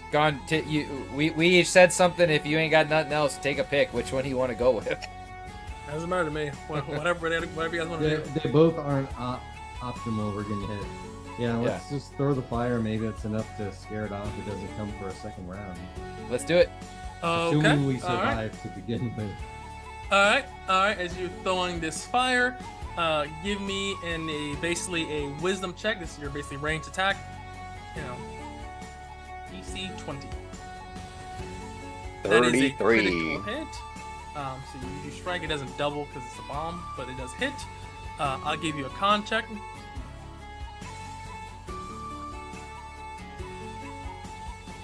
Plus 27. It's a 27-ton whale. Yeah, I'll say it. Yeah, no. Unless this thing rolls a 1, it can't fail. Because the DC 40. It's So It's you're a telling me dex, there's a chance? check. It's a chance. It is a chance. Oh, it's a dex. No. Yeah. Oh, Dex. Oh, okay. I mean, it's gonna take all the damage regardless. I mean, not really. If it's so it's a Dex, not a con check. You're saying? Yeah. That's a lower DC. Okay. Well, it's not that bad. All right. It's only okay. So it critically succeeds as you see this thing. As you hit this thing square on, this thing rapidly closes its mouth. Around still it, is- and then blows air out of the top of its blowhole and shoots it into the air. And then also lights us on fire. Well, it's still a. Hold on, not all that. It does take it. It closes its mouth, so it takes it on the nose. So it doesn't close its mouth on the bomb. It just takes it on the face instead of its inside. So it still takes the damage. So roll your damage. Oh, yeah, I didn't set up anything for this. The damage is level 10d4. Okay. 21. 21. There you go. It takes its lumps as it's still. I'll say that lowers DC from 19 to 17. Cool. All right. 3d20. Let's see if she gets a 17. And she does. She critically succeeds. This True damage daddy. is halved. Woo. 100 d8. Wait till you see this damage roll. Yeah. I'm waiting. Holy. 399 damage. All right. Give me a D. So This is half? Is that halved? yes, that is halved. Woo-hoo. Fudge monkey. That being said, give me a D100. Don't roll less than 5. If you roll less than 5, your boat has taken critical damage, and you boat will sink. I'm done with the 100s. I'll take this one. Fuck this up. There we go. 44, All yes. right. Your boat made is one. not critically injured, but your boat, you don't have a left rail anymore and a left side anymore of your hull has taken massive damage. As this thing, if you strike with the fire, it snorts loudly and goes back underwater, seeing that you are difficult prey, and decides to get someone else on another day. That is known as a flying. They're known as flying whales. They are some of the biggest and the most apex predators up there with maelstrom serpents. Like flying We fish. just met them all, eh? Both, yeah. Yeah. One trip, we meet all the dangerous shit. I mean, that's not even all the fucking biggest predators. That's like 2 out of 50. Like we collected like 2 out of 50. So, but the trip was exceptionally dangerous. But you have officially made it to Sarissa. And with that, we will go on our 15-minute break. That being said, the boat has taken a lot of damage, and if you continue to use the boat without healing the boat back up to full, then your speed will be reduced. We're getting to shore and shit's gonna get fixed. Yeah, we're probably gonna have to be Couple days. We'll Yeah, have to at hire least. some crew. Well, we're getting paid, I'm assuming. So Yes. Man, we need another carpenter. That's what we fucking need. Seriously. Well, now you're in a major city. Yeah, hopefully the city we can get someone to. Yeah, well, it's only and been the pirates. well, and the this good whole thing time. is we have because it's a copper per the way it was been running, it's a copper per hit point, and we have 400 copper worth of supplies to fix the ship sitting in the ship. Yeah, so that's not a problem. It's gonna be the time. It's just like yes, any situation where something needs to be fixed, like you're the only person who can do this, you need an apprentice. Yeah.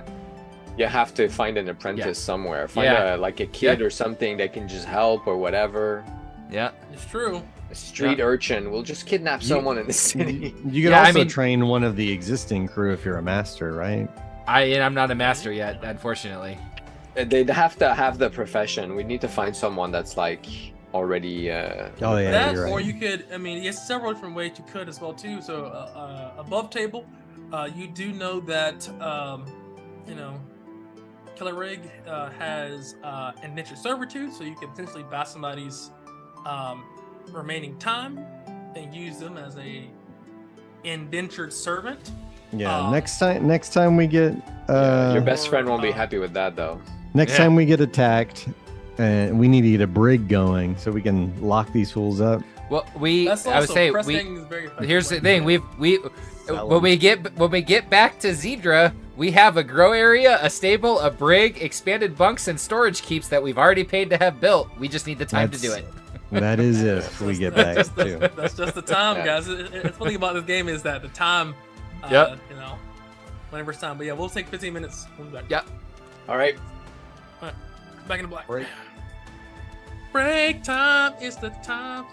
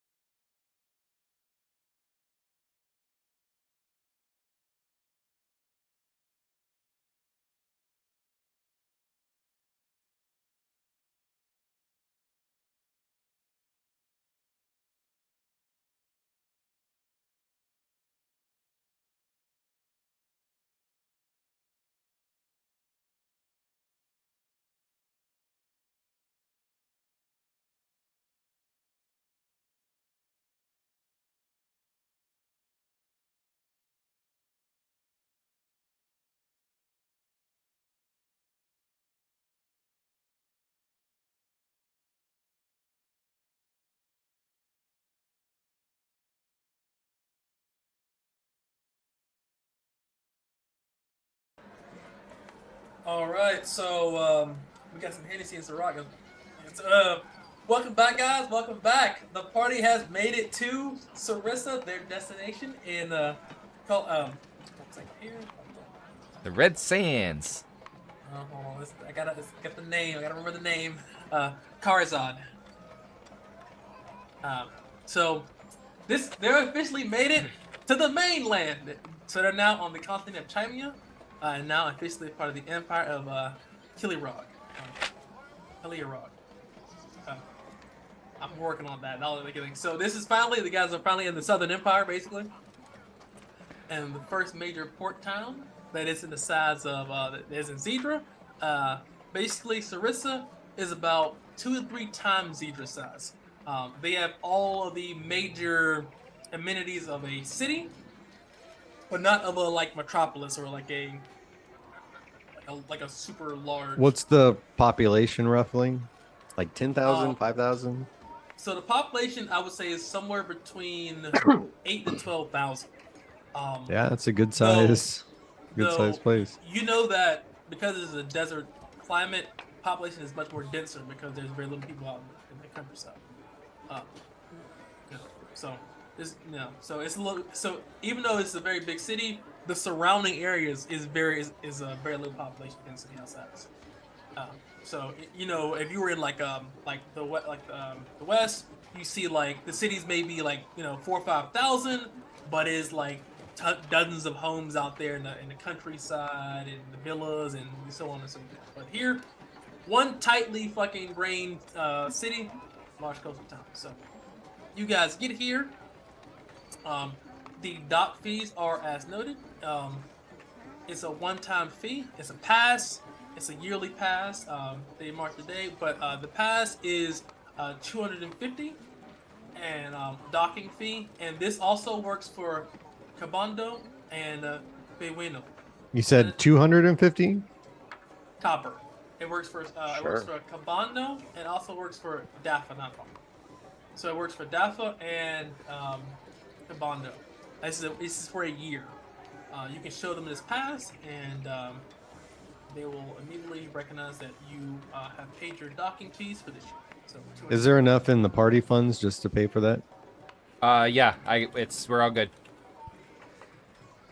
All right. Sweet. So you pay your docking fees, and you see that this place is bustling. So this is one of the few places where you see, like Dithra is mainly southern with like a lot of influx of different kind of prisoners because of just how prisons work. But Sarissa, being a coastal town, you see the population density is looking like 60% Southerners, 25% Easterners, and the rest is Northerners with a little bit of Westerners in it. But it's mainly a Southern Eastern kind of hub of trade. You see all manners of buildings here, from tanners, leather workers, candle workers, doctors, barbers, mortuary. What's the weather like? Is it fucking middle of summer, scorching hot? So it's a coastal town, so even though it's very hot, the breeze keeps this place very cool. The breeze of the sea breeze rolling through here keeps this place at a comfortable about 75 to 85 degrees. But what you would notice, those that aren't from Southern Empire, but I think it's only Okoye, is that there are essentially almost forest of these coconut palm trees that almost like it's like fields of coconuts and palm trees. And what you notice as well too, first time you guys have seen this, there are massive tortoises. These things are about 12 to 15 feet tall, somewhere between 5 to 8 tons. These things are massive, and you see almost whole caravans worth of goods and such strapped to the backs of these tortoises, and you see collections of people coming and going on the backs, and also riding beside these creatures. What is interesting is that there are no camels. Sorry, there are no camels. They don't exist in this world. The main form of transportation are these giant tortoises. They are very slow, but they need very little energy to proceed. and Okoye is also told you this before. Coconuts is the blood of Chimia and Glickerog. So these coconuts can be obviously used to store liquid and food, but also the tortoises also eat the straps and rinds of these coconuts. So it is very little waste. They're highly efficient. And that's Interesting fact. Did you know that the coconut is actually not a nut? It's a fruit. The world may never know. I know. But horses do exist here. And it's also so another fun fact is people think of camels and such, but horses are exceptionally common in the Middle East. You don't think of camels and such. Everywhere. I mean, yeah, but they're like some of the fastest horses in the world are Arabian thoroughbreds, stuff like that. So you also see a lot of horses and a lot of tortoises too. yeah, we have wild horses that roam like Arizona near the rivers and stuff. Maybe a lot of Nice. Native Americans, the tribe and stuff like that, are kind of proud of that area, maybe, Yeah, but they're not even local to the North America. They were brought here and immediately imported, took off. Yeah. Yeah, it's the same way how things like rice and such is not, native here either. It's got imported, but like wildfire. But you guys, those things you notice specifically. Also, as well, what you notice as well too, what's interesting as well, is that another form of travel that is used mainly, in the city, is that there are pterodactyl riders, people that ride on the backs of pterodactyls.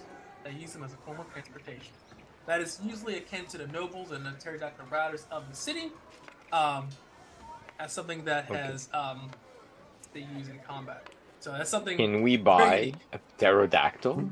Holy fuck, I want one now. We need an animal trainer. I bet you there's a So- badass animal handler who does he probably Yeah. does all that So- stuff. No So, kidding. You would Dude, that'd you be would know dope. that trying to the only way to get a pterodactyl is to be nobility or to be buddy with the government. Yeah, Gon would immediately ask, like, if we're out Sadness. on the docks, it's like a koye. What are those creatures they're flying? I've never seen such a They thing. say they are pterodactyl. And these things are massive. Like these things are huge, man. These things are like 40-foot wingspan. Yeah. That's flying around. It's like they remind me of giant eagles, but I've never seen an eagle like that. So he would tell you as well too that that this is very unique to Chimia and Killing Rock, and it's something that's interesting is that they use these riders to harass people at sea as well too, and the people that are on the back of these pterodactyl riders are very skilled bowmen and women, harassing people on crow's nests, shooting flaming arrows, and attacking in the dead of night. They are exceptionally dangerous, and this is what has kept people from invading the Empire. One, because it's very little arable land, and the arable land that does exist is usually controlled and maintained by these riders. But they are the crown jewel of the Empire. This is why they don't really sell them and breed them, because if other people had access to them, they would do very similar things. It's very similar. If you have enough money, you can get anything in this world. True. It's the rest of the nobility. If you buddy with the nobility, if you can fucking black market it, i.e. gone, you can definitely get you some pterodactyl things. It's just that legally, Yeah, it would not be legal. Yeah. legally you can't just buy one, but Yeah, illegally. Gon's thinking like Mike Tyson dreams with a couple tigers. We're pirates, But yeah. right? I mean, Yeah. Yeah, so black market, you can get anything black market. That's how I could see like a gate at the back of the ship that opens and lets the bird out. Fucking amazing, man. So that's one of those things that so you would go We to might his need house, a bigger ship. a much bigger ship, 40 feet, 40-foot wingspan. Yeah, that shit isn't good. Yeah, like you have to get the crow's nest or something. But yeah, You Which gotta get a speaking- helipad which- added. Yeah. Which, Oh, which speaking of the Good. ship, gentlemen, is our first order of business get this silver where we need it, and then find some people to fix this thing. Yes, I say we find the what's it called, the Gold Syndicate, right looking for- away. Yeah, we're looking for what was her name? Jasmine. Inspiration for remembering her name and writing it down. Jasmine Newell. Yeah. Hey, Yeah. There Yeah. you go. I'm in. All right, so because we have you her guys- metal card in seal. Yes, you so. do. We Well, do. you have his little card. Before I get off, before I go, hold on. Koa goes running back down in and comes back out, gives the card to Gon. Goes in, opens up the little safe that's in the room where it was hidden in, and comes back. You're not coming with us, Koa? No. He just runs down to get the card out of the safe because he locked it away, so it wasn't just out there. I thought you were handing it off to us. Just gives it to you to keep because you were the kind of the head. In his mind, you were the head person that sort of went and talked to all of this. So yeah, he gives it to you like. Ayana's our main person, so she's got to come with us. But you've seen a lot of Southerners in general. Obviously, Zedric is a Southern colony, but the amount of people here is like almost over. It's probably almost overwhelming to you all. Do we draw any looks? Because we're definitely not from around these parts. Our clothes and everything's probably way different. So Don probably draws the most looks with Ayana, but you see a fair amount of Easterners here. This is a coastal town, people trade and such. You see a fair amount of Easterners here, as the nearest Eastern settlement is maybe 300 miles away, so it's pretty close by. I guess I guess most of this stuff would be Southern, like even clothes and stuff. Now that I think about it, it's mostly who's there. But you are dressed in northern clothing because I think Ayana gave you some. Yeah. And Ayana is definitely dressed in northern clothing.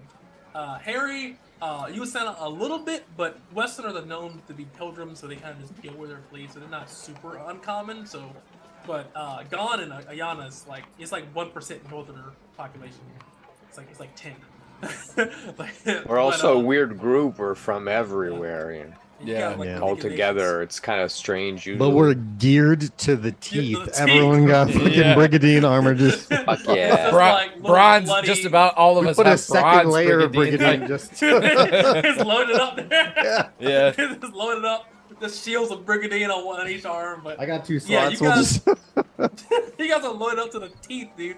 Armed to the teeth. But you guys, I mean, if any, pickpockets or gangs were gonna actually gone, you would notice specifically, or Corey would tell you, is that gangs and outlaw activity is very uncommon in the major cities. Crimes are punished in a very draconic way. Resources here are very scarce and uncommon, so those that would take and steal and bend the laws to their favor are dealt with very harshly. Then we must be better than the regular rabble and not get caught. Okoye would tell you that. He said, that's why I kind of left this place, because last guy I heard that steal, he lost a hand. Well, if we get this connection with the Gold Syndicate, we've got a strong ally there. We shouldn't try to cause problems, but there's ways to get around the law. Yes. Now that I'm much more skilled and connected, Okoye says, I think we can, definitely some things we can get. But I definitely wouldn't recommend petty crimes. He says, definitely not petty crimes. Let's get the legal stuff out of the way first, please, gentlemen. Yeah. Let's head out to the Gold Syndicate first to handle the business, and then figure out fixing the ship. So we from have to there care. Were we told to bring the gold there, or the silver there? To just give her the card, and they're gonna send their people to pick it up. Yep. Good. Yeah, Good. So I think. So I would think. Carry that. I would think it's the people that are actually going to this meeting right now are the 5 of like Guinevere, Okoye, us 3, and Ayana, and everyone else is just on the ship to chill out. Yeah, the mariners are there. Juan, Jesus, Esteban, and Jesus. Yeah, those guys. And Sophia. Yeah, that's just. Actually, it's crazy how half the boat is Eastern. It's crazy. I didn't know it's a. And they're all mariners. I mean, Yeah. besides Lucette, so Lucetta's the only non-Mariner, but all That's of them the are Mariners. skeleton crew. Yeah. They're not the main. They're like they're bench players for the A Yeah. squad. Yeah. BT, All right. AP, They're like the people that handle like HQ activity and all that shit. Yeah, they are Yeah. important, but they got to hold down the exactly, base. like, Yeah. It's so, but you guys go. How to was the Ghost- port? The port, was it like well guarded, or like we're leaving our boat kind of broken and shit? People can 100%. see For- inside. So- For 250 copper, they better. So I am bringing with me 2 bronze ingots that I am hiding on my person. yeah, you can have bronze things in your person. It's not that heavy. You just, throw it in a bag. Just I'm doing it more as a if we find something He's that so we don't used have. to like want to be robbed. Yeah. Well, So, I mean- no, yeah, he's so huge that you wouldn't even tell he's holding them. They're like tucked Yeah. inside the front Oh, end that of his chronicler armor. medic vet, they're tucked in Yeah. that, it's tucked in, But so I got but it. So- I will let you guys. Hey, I'm bringing a couple of the bronze ingots with in case we might need to find in case we find something we might need a little bit of cash for that we might not have. Good idea. So, to Harry's point as well too. So, similar to what Okoye said, the guard. There are so many guards here in this place. It's ridiculous. They take crime very seriously. Like unlike Zedra, where it's like a fucking den of depravity, a bunch of prisoners. Just Are there there to like work, homeless work, people work. on the street? No. Oh, yeah. They clean up the cities. They probably use those guys in work camps. Just So Okoye would tell you is that those that do not work do go to day camps to work so that way they can eat food, but there are no like just layabouts in the city. There's no handouts either. Nice. It does not give to those that do not take from this bounty. well, let's just play it cool. This is a perfectly normal. We're not smuggling anything. Yeah. But Work chill. but Well, and Koa just says I just wanted you guys to know in case they were here. We have a little bit of yeah. disposable funds in the worst case scenario. Yes, this is a good idea. Great. Yeah. But yeah, but just towards Harry's point, this is probably one of the most clean cities that you've probably ever seen or been a part of. But like the only thing I can compare this to probably in real life terms is probably like It's what they did. or like fucking Singapore, where like the crime, like the punishments are there so strict that it's like if you fuck around and find out in Singapore or Thailand, they will lock your ass up. Believe it or not, Ever. death penalty. Yeah. Believe it or not, It's like, judges that. it's like Jaywalking, yeah. Yep. death penalty. So What? it's one of those. We cut Yeah, off your so- legs. Yeah.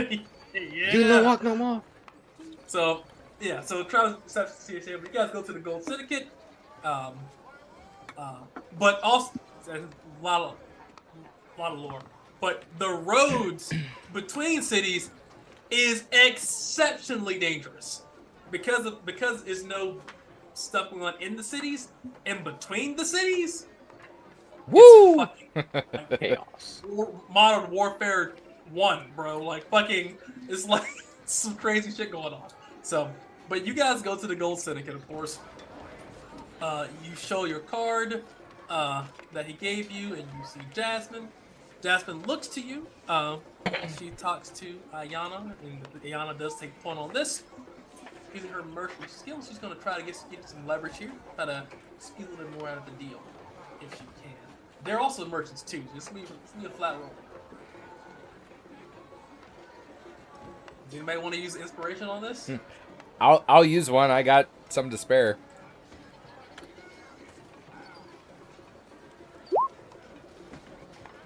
She gives you damn. the standard fare of what you required, so that's I believe it was 7,500. oh yeah, right.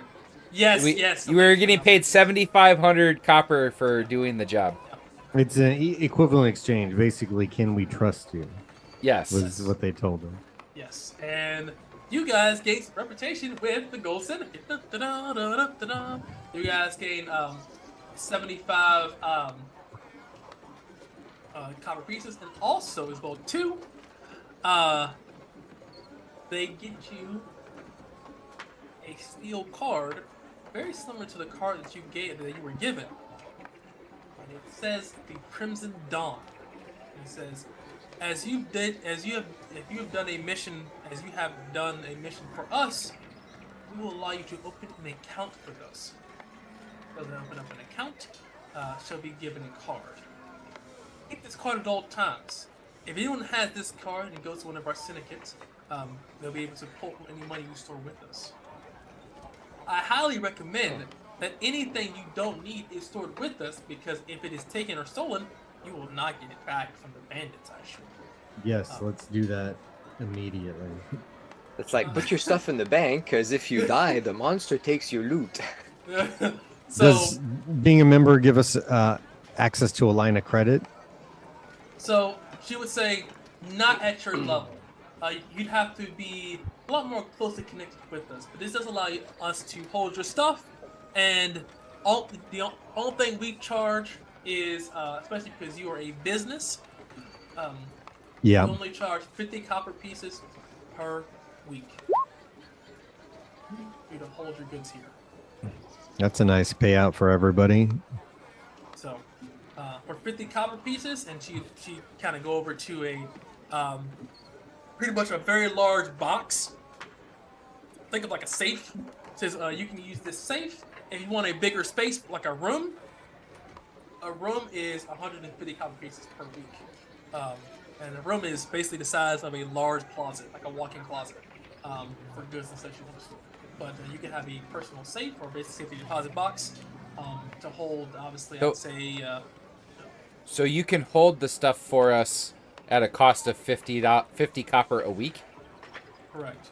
And the next time that you try to obviously pull, and we will keep account of how much time has passed, as we are pretty much we all speak to each of our members on a pretty regular basis. And if we are in between weeks, it will just be added to the next time you go try to store or withdraw goods from our services.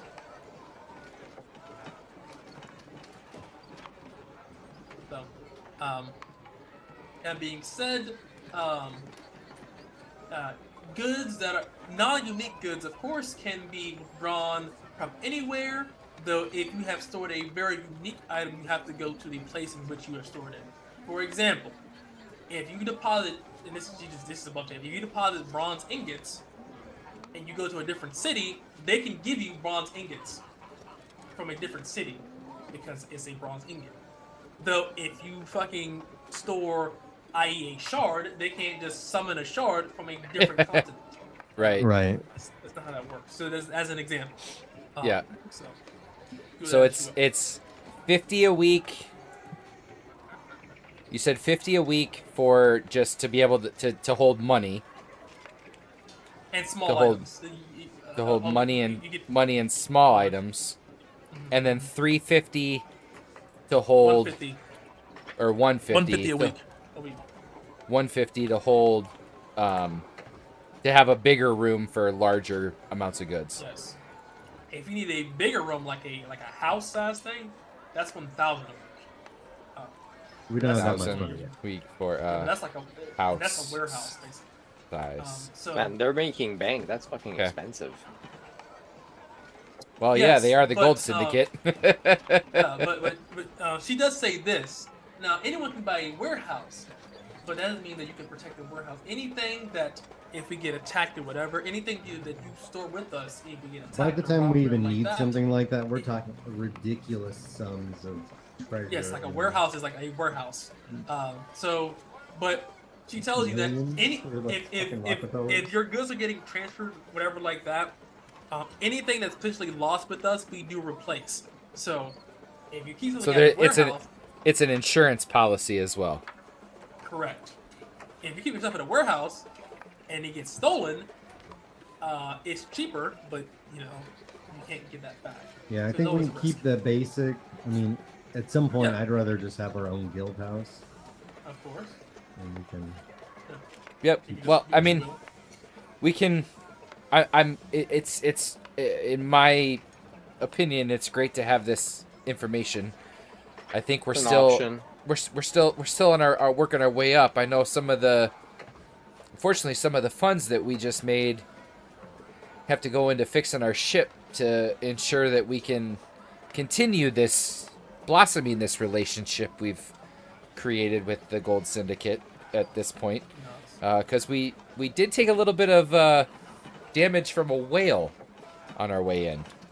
Oh, a flying whale? They're pretty Yes. common around these parts. Yes. So some of these funds, I mean, I like that this option is here, but we need to see what we have to spend before we can. Which, having a relationship with you, does that give us any sort of leeway, or at least a parlay with any of the other guilds in town? Carpenter's Guild, Blacksmith Guild. He nods and says they'll take you much more seriously. Those that don't have account of the Gold Syndicate are unknowns and, typically speaking, unscrupulous characters, and mostly bandits and brigands. Now that you have an account, it shows that you are upstanding, or at least the facade of upstanding. Bandits do not have accounts with us, usually speaking. No. So this The is more sort of powerful ones do. like a badge of honor. It shows that you do good business. Better way to say it. Thank you. I'm not. I build things. She Not nods an- and says, Yeah. Understood.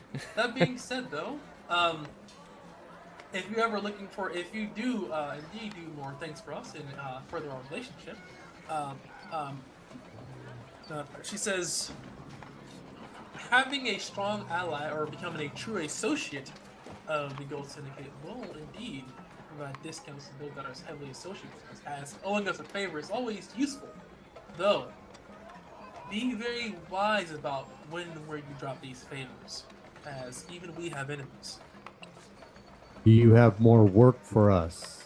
Ganja says after grunting. He's like, this is fine. More work, more money. She nods, and she says, yes. He says, I've heard that you're a bit of a mercenary company. Is that correct? We do anything and everything. So you're a mercenary company then. For the right price. And she nods. Well, this might require a little bit more brawn than transport. So there is a small crew of people that's been holding out in the island not too far from here. They have robbed one of our ships and has taken some of our goods. So they must pay their debt. Now, we will use you as an instrument of this. Now, they had an account as well too before they decided to rob us and take our goods and services. So they completed a very similar task like you were, and upon receiving their second task for more silver pieces, for more silver iron from the heel, they decided to run off and try to sell it to other places. Now, from my understanding, they have most of the amount of goods left. What I'm tasking you with is to capture all of them, as much living, keep them alive, or as much as you can alive as possible, and make sure that you return them here so they can serve out their sentence. Because a quick death does not dissuade people from robbing us, but to be trapped for simply a 80-year sentence in the quarry mines, it's just a little bit of a stronger signal. Do you know how many of them there were? Yes, I do. He says. He pulls up she goes through her notes here. They're called. They're called the Red Sand Serpents. They are a mercenary gang. They weren't very big, of course. Everyone's a mercenary. And every upstart brigand or pirate considers themselves a mercenary gang, at least in the beginning. But they're a very upstart mercenary gang. As far as I'm aware, they were at least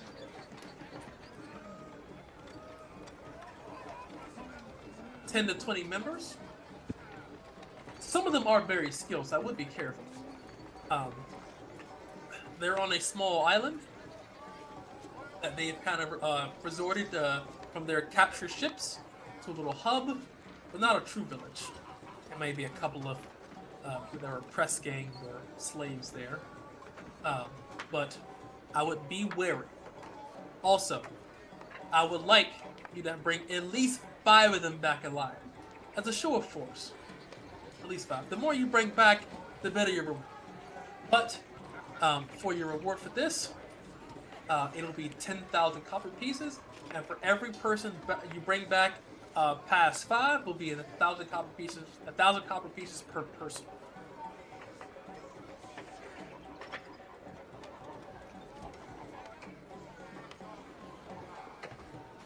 And the leader of this brigade is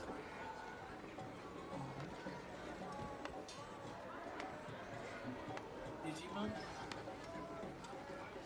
Okay.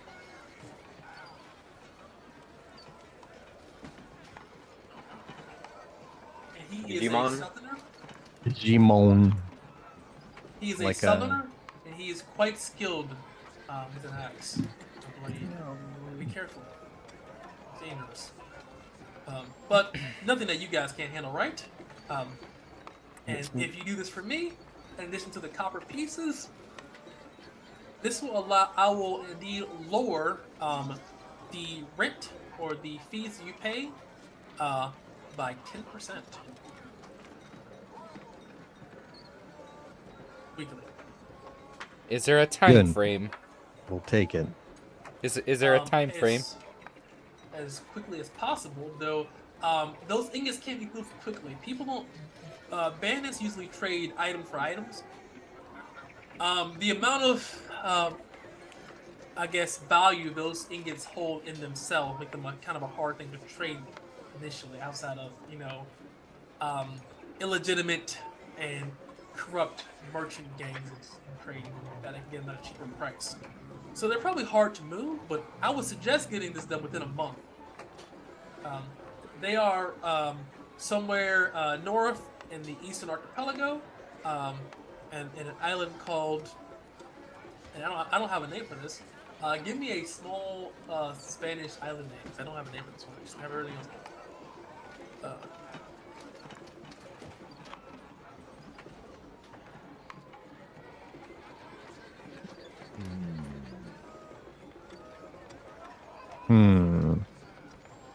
Yes, but they're at that island. At least that's what we understand. That's what our and this they took those confirmed about 2 to 3 weeks ago.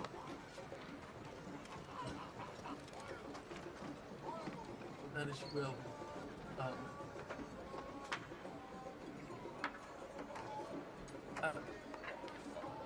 All right, East of the Island. Okay. Ibiza. Ibiza Island. Okay. I'll say Isle. Ibiza Island. Cool. So- That's just an actual island off of Spain. I just Googled. That'll work. Hey, Real listen, place. somebody's It's a a party island. No. Hey, it was. That's- they're I mean- there too. Party They're probably island. partying there. They're A bandits. lot of money. But- But she also says, well, too, if you do want to go back to the syndicate in Dithra, I'm pretty sure that they'll up the amount you can carry from 75 to 1,500, and if you can return that, then you'll get a payout of 4,000 copper pieces. So a bonus 4,000. Well, if you do that, if you don't want to do that, you can always go back to Dithra, pick up another shipment, and bring it back here for 4,000 copper pieces. I see. I Wait. see. They lower the payment for the second go round? He nods. Yes, that was completely even. We gave you 75 for 75. We had to make a profit. That was a test of faith. It's dangerous, but 4,000 is fair enough. That's market value. Well, I'm gonna be upfront. Like as I said before, I asked about time frame on this because it's gonna Set take 'em a on. little time to fix the ship. So she says, well, then you got a month, though you probably should return back to the Syndicate in Dithra so you can confirm it, and he can also have back his card as a line of credit. Now that you have a card, you don't need his, so he can use. So, Well, we have to go and see the shipwright. Either way, I think we should head there immediately, and we'll figure out what we do from here. no, it's been a pleasure. And you guys gain 3,000 experience points for completing a quest. Oh, sweet. Damn. Correct. That's a level. That is a level. It was a journey. Was it not a journey? Yeah, it was a journey, all right. Oh, that's like, I think that's your, was that your second, the third quest you guys completed? Like actual quests of like. Yeah. No, we Yeah. we completed a bunch of quests. I mean, Well, but like as the serious. Crimson Dawn, Small like- ones, yeah. As the small Crimson ones, Dawn. like, Yeah. This one's like a like, and it's interesting because like, as well too is like, the game is so dangerous that like getting to like a dungeon is like level 30 plus stuff. You know what I'm saying? You get, you know, Yeah. what I'm saying? To get to beat a dungeon, that's where like, whereas like D&D, you start off with the dungeon, right? Oh yeah, we overestimated. We just going out, we got all the gear. And Yeah, we did. Yeah, it's one of those things where it's like, you know, I kind of me personally, I kind of like it because it's like, in my mind, it makes more sense for like a random dude just can't just go to a fucking highly dungeon and just fuck everybody up, in a beard. But that's just me personally. I don't know. I mean, you can do it. You just will die. Most likely. just depends on what's in the dungeon. Well, yeah, I mean, I'm talking like, okay, so what I usually mean by dungeons is like, this is like a fucking den, like a monster den that's been here for like 40 years. Like they're entrenched. Yeah, we're monster hunters. We're not monster hunters. No, you got some, trying to make We haven't money, killed dude. a single monster. Yeah, that's Every time that's we not- just like got the fuck out. Yeah, dude, 'cause those monsters are big, man. But you guys, I believe, are But- trying to go to the. Before we leave, though, I am just gonna ask one other thing. Okay. Will you send word at least back to the Gold Syndicate in Dithra that we've completed this task? And they gave us 6 weeks. I know we're here in 2, but we want to ensure that they understand that. I mean, it's at least 2 weeks back. We got time to fix the ship. I want to make sure he knows we did not run with his product. So, are you saying that you're trying to take that quest? If you do accept, then I will return the card for only a $500 copper piece. And I'll get it shipped out and make sure it gets there safe. As now I take on the risk of his card. And these are exceptionally rare and very valuable. But I'll only accept this if you accept this quest. Can you give us a minute to speak so we can? I'm not making the decision for no. the Crimson She Dawn nods, on she this says, I one. understand. What I say is we need to Power. talk to the shipwright before we can make a decision. Well, let's say this. We'll see me tomorrow morning, and hopefully you have a decision by then. All right. Sounds We good. don't She know. would How, offer yeah, you, we like, just need to sounds get good. an Thank you. estimate, see how long this is gonna take. Yeah, and she would offer you like tea, like really spiced tea. So for the food here, guys. I mean, Dithra has food, but this is more culturally specific here than in Dithra. But she offers you dark spiced coffee, cinnamon, turmeric, things like that. It's almost sweet and savory here. She offers you as well warm falafel and falafel bread as well too. Definitely more Middle Eastern, Mediterranean, African infused cuisine here, just above table. But she offers you a platter of fruits, grapes, dates, oranges, things like that sprawled out here. And she says, "Eat to your fill."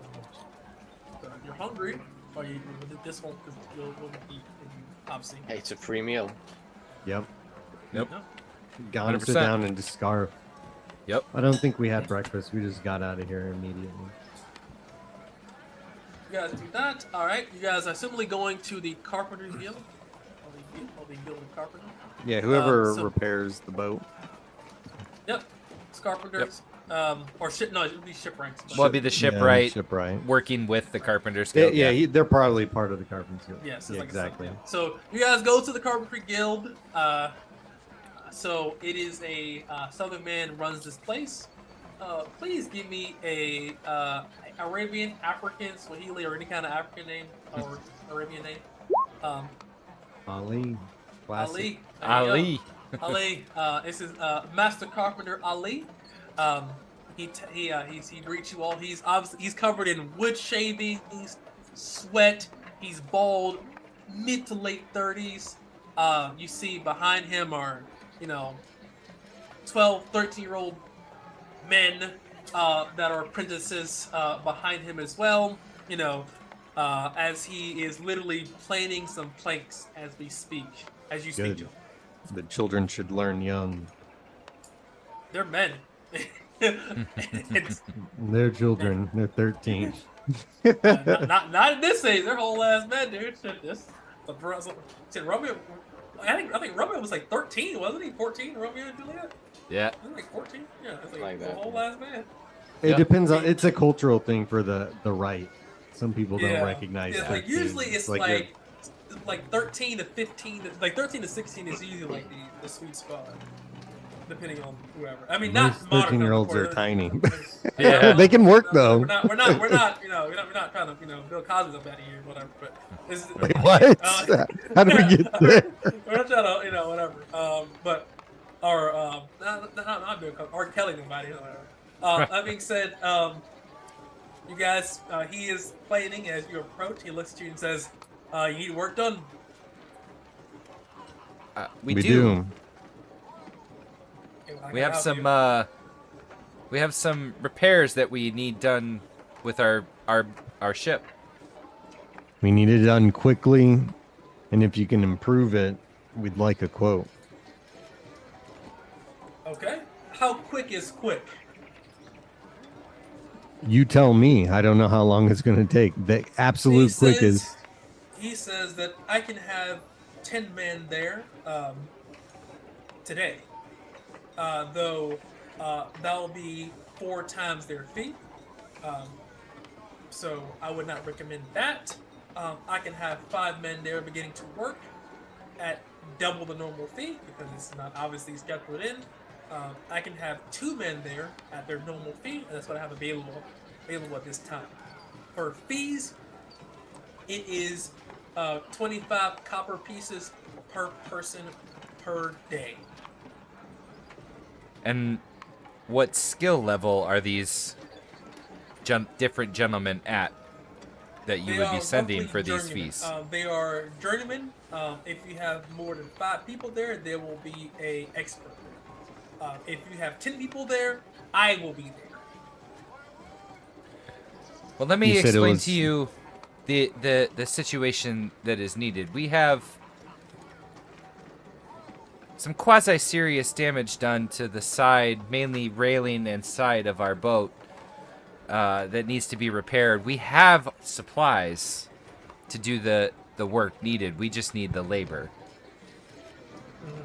We need it done He quick says- because of other he things says that we have that going was on. just the labor price. Okay. So that was the labor price. And he looks at you and he says, How many um, people would you it- recommend if we wanted Well- to get out of here within a week? well, he would Would say I think would I know how much like the different levels say a yes, journey? as a, Yes. as a, So as a journeyman, you get.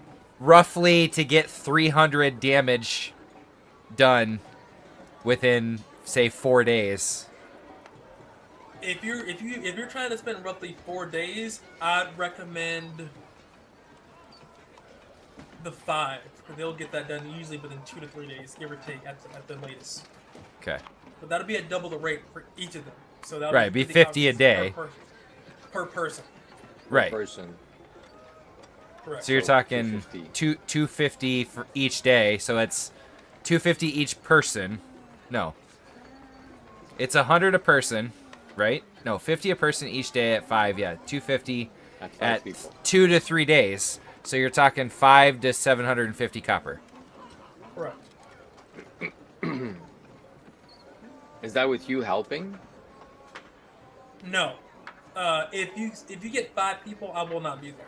I have other No, pressing no, reasons. I'm sorry. I was talking to Koa. Oh, sorry. No, what he's given us is them doing it, and Okay. I think that's a reasonable price, 750. I think And that's Koa short would of say this. time. I think Koa would say the same thing. 2 to 3 days to have that amount of damage repaired, so we could be on our way. There's no reason to that's- be here longer. No, I mean, if you think about it, if we got to sail 2 weeks back to Dithra to drop off his token, and 2 weeks back here, we're not accepting the job from the syndicate that here. We may as well just pick up another load and come back and see what they have at that point and make it take the 4,000. Otherwise, I feel like it's a waste. We travel 2 weeks here. We might as well get some work done. How much did she say again it would cost to send the card? 500 copper. It might be worth the cost of convenience. You're talking that 10,000 copper, or that for the job that she gave us just now, for everything that she just said, we'd make more money staying around to go take these people out if we think we can. This town has so much opportunity. A lot more than Dithra. Yeah. And if we can establish like a guild here, the money will pay back. I just don't know. 2 weeks on the sea is a long time. Then it's 2 weeks back. The whole month. Plus whatever repair damage. I mean, you know we're not going to make that travel in 2 weeks without having something come up. So by the time something comes up, we're going to have to repair time. We're going to repair time there too. That's just going to cost us. Yeah. I mean, it makes more sense to let her send it. You're talking in the 2 of these. You're talking anywhere between 1,000 to 1,250 copper to have the ship repaired, the card sent, and thus be on our way to potentially making another 10,000 or more copper doing that job. And that's not just exactly. We could find some other job. This place is huge, but that's just this specific opportunity right in front of us right now. You do know that if you don't personally get that card sent, pretty bad. Well, you said it in the morning. I think we do it. I don't know about anyone else with Gon. Gon, I imagine him like as we float into the city, just kind of like a grin, a faraway look, like he's like, oh yeah, I could work with this. Just like scheming in his eyes. Yeah, he's like, no, this place is legit. Let's pay some money and start working. I mean, we will have to make our way back to Dithra at some point. We still have workers paid there and some items to pick up for our crew that we've paid for, but we got time. Yeah, let's stay here for a little while. That's my vote anyway. Sure, man. Well, I'll tell you what, I wouldn't necessarily ask to take it out of everybody's share, but if we take 500 copper from the 5 of us standing here to get this done, and I'm going to swing my head quick to Gon and go, unless she wants to kick in. Everybody on the crew kicks in. This is everybody. We split the gold, everyone kicks it. Perfect. Yeah, we split the rewards, we split the costs. Then you're talking, exactly. even at 750 copper, you're only talking roughly a little under 75 copper a piece to fix the boat at the high end, and then that's all right. A little under 50 copper for each of us to send that card. Have the syndicate send that card back. So 125-ish copper total between each of us. Max. That's max. Sounds good. 6 days.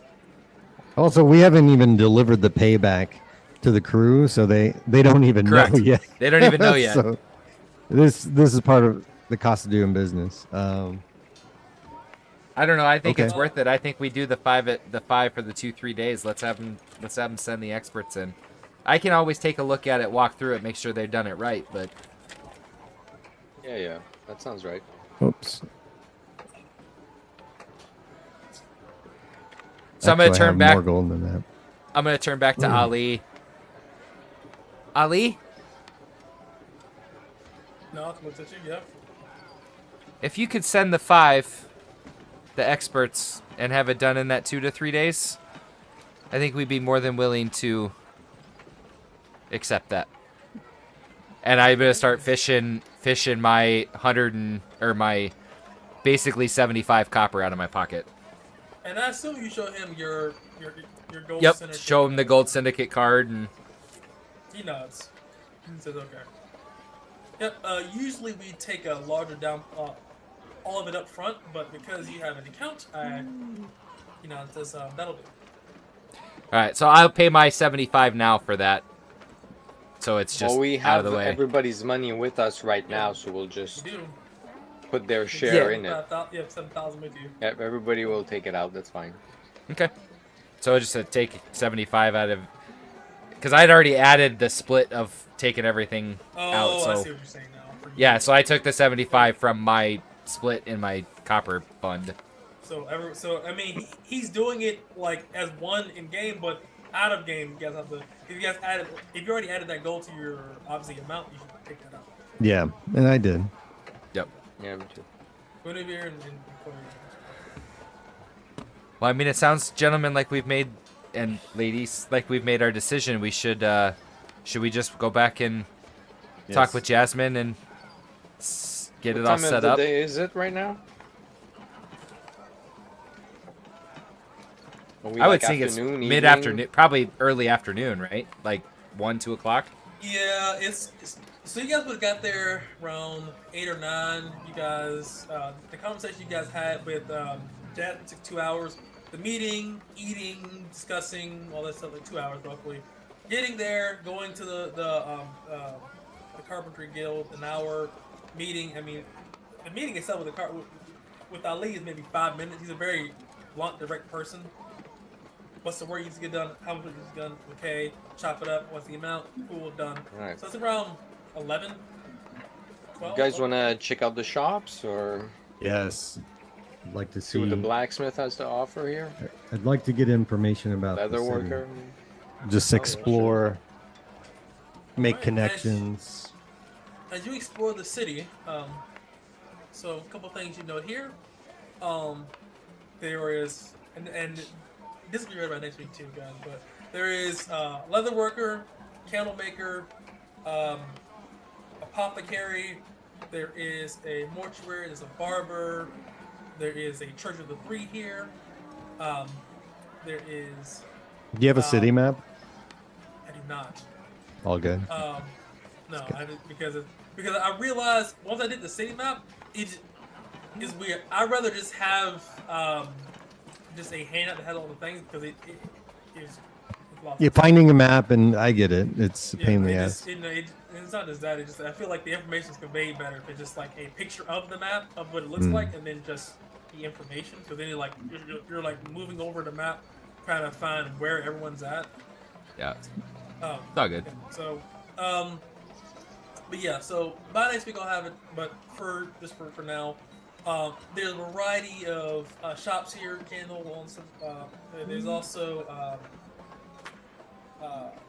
jails, prisons, quarries. There's all manner of businesses here.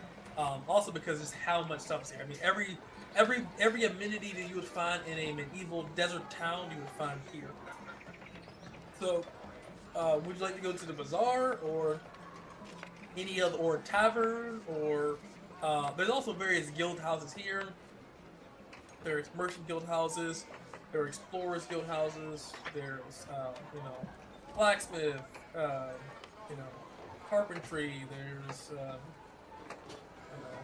ship makers. All kinds of stuff is here. So I would say to you, what interests you, or I can also just roll to it. You explore the town and see what happens. Things always happen.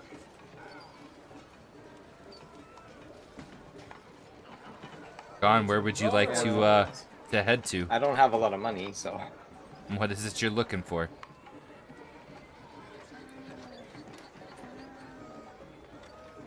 Trying to make a criminal connection. As an outlaw, a master outlaw, I think even in a city like this, there's got to be people who operate in the shadows. He'd be just, looking for sketchy places, bars, taverns, asking people if they know a guy who knows a guy. You would go to definitely several taverns, or at least, or you need to go past several taverns, trying to find a place that looks a little bit more on the poorer side. That's usually where crime is, or at least lowering crime is. So you go there, you find a place called the Desert Rose. I'll put this in chat. Koa, as he goes, actually heads back to the ship to grab some items off the ship to try to sell. Okay. While this is happening, and you go over to the Desert Rose, you see that, the Filthy Seal was cramped compared to this place. This place is 2 stories. You see that the entire upstairs seats at least 5 to 10 rooms. Is definitely an inn. You see a southern man here as a bartender. He's definitely a tavern. He has like a apron. He's behind the bar. He's cleaning glasses. You see several southern women as well here too, wearing very accentuating brassieres and bras to try to fish for tips. As you enter, he just looks at you up and down, and he says, "Hey, what can I get you?" You see Gon kind of fill up the doorway, big frame, scans the area, and moves very slowly to the bar. As he does so, he fetches out kind of a small stack of coins and just like poker chips, stack them right on the bar. And he's like, "I'd like a bottle, and I'd like to know what's going on in this town. I'm new. Anything interesting? Work, politics, rumors?" Says, what do you mean work? We're an upstanding situation here. Of course. What are you, the feds? The feds. Do I look like I'm the feds? He takes off like that cloak that he's got and puts it down because it's much warmer than where they recently were. Much, and much he is cut up, but his arm, you got like big scars cut up. He looks like a legitimate mercenary. And he just kind of thinks that presence, and he's like, "I'm sure it's a legitimate business. And I'm sure that you might have legitimate problems. I'm a problem solver." He says, yes. I have a problem I can solve, but, and a tooltip is popping in your head at this moment. You reminded from Okoye. Southerners are extremely xenophobic, similar to Northerners. They're very clan-based. No, I'm just saying, as he's talking to him, he's like, "Oh, yeah, they're very," and he says, he turns to Okoye beside you, and he says, "Who's this outsider?" Okoye looks and he says, "Listen here. We know you're shipping stuff, broken up, things like that. It's pretty hard to come by in the city. Listen, we are a people of means. We have a boat. We probably have competitors as well too, but they don't have ship travel." He turns to Gon. He says, "We can ship anything on the sea. So if you need to go to Jaffa or Kabando, we can do that." And we also have access to the network. And the Gold Syndicate. And yeah, that's what he means. The network he of would the definitely Gold pull out Syndicate. he definitely would. You would ask for proof, and I assume you show him a card. We're card-carrying members. Yeah. Established, whatever the year is. Yeah. He looked and he says, He turns to Okoye and says, "So you put that on your ancestors?" And Okoye, it's the first time Okoye's been a lot more confident in who he is. But the first time you hear this person say, "Do you put this on your ancestors?" Okoye kind of pauses for a second and looks around. And he says, "I put this on the spirit of my clan and the spirit of my ancestors." And he says this now. Okoye is a pretty brash, jokey kind of person, but he says this with no joke, completely serious. There's no fluctuation in his tone. And this person says, "Then it is a pleasure to meet you." And he reaches back and he gives you each a handshake. And he says, "My name is Calvin."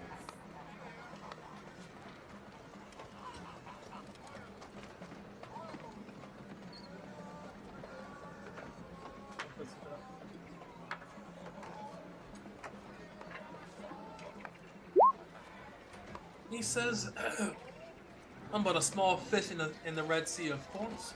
I move, all manners of goods in between places that people, have been banned or illegal." He says,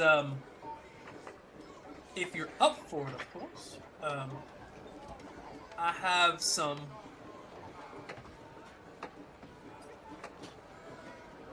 goods that need to be moved. So we're getting a shipment from the east of some quality product.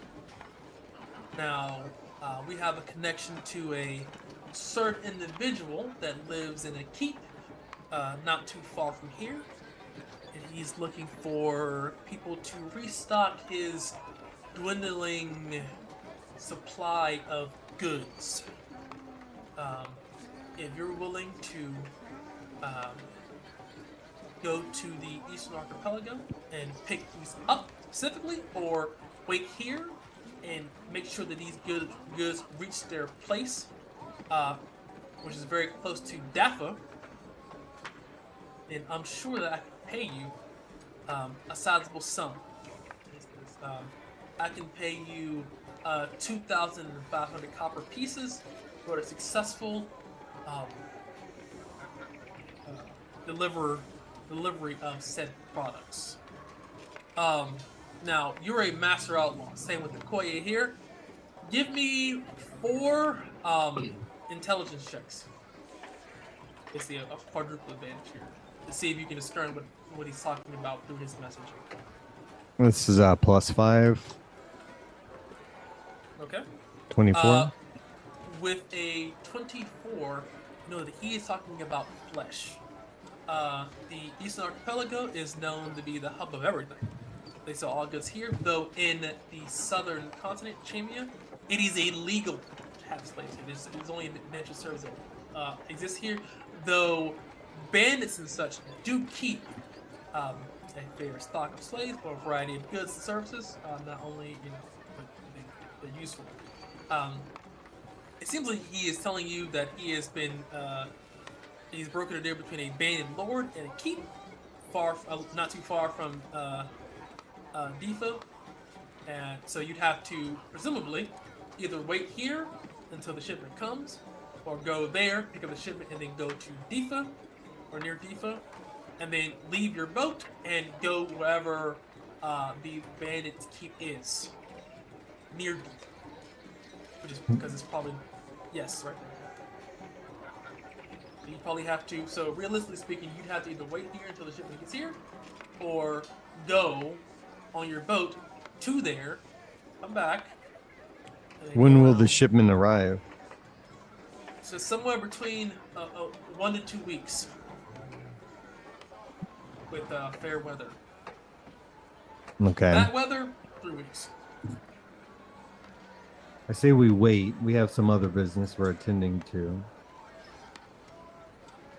He nods and he says, "And what is your name?" Gone. I'm with the Crimson Dawn. Koye nods and says his name as well too. Guinevere says I'm Guinevere. And she says, so who's gonna be paying us? Are you gonna be paying us, or this bandit lord gonna be paying us this? And he says, the bandit lord, or the bandit, or his name is Nazim, will be giving you your payment there. And Guinevere, despite this being basically moving and selling a flesh, Guinevere smiles and nods. She says, I think we can agree to this, right?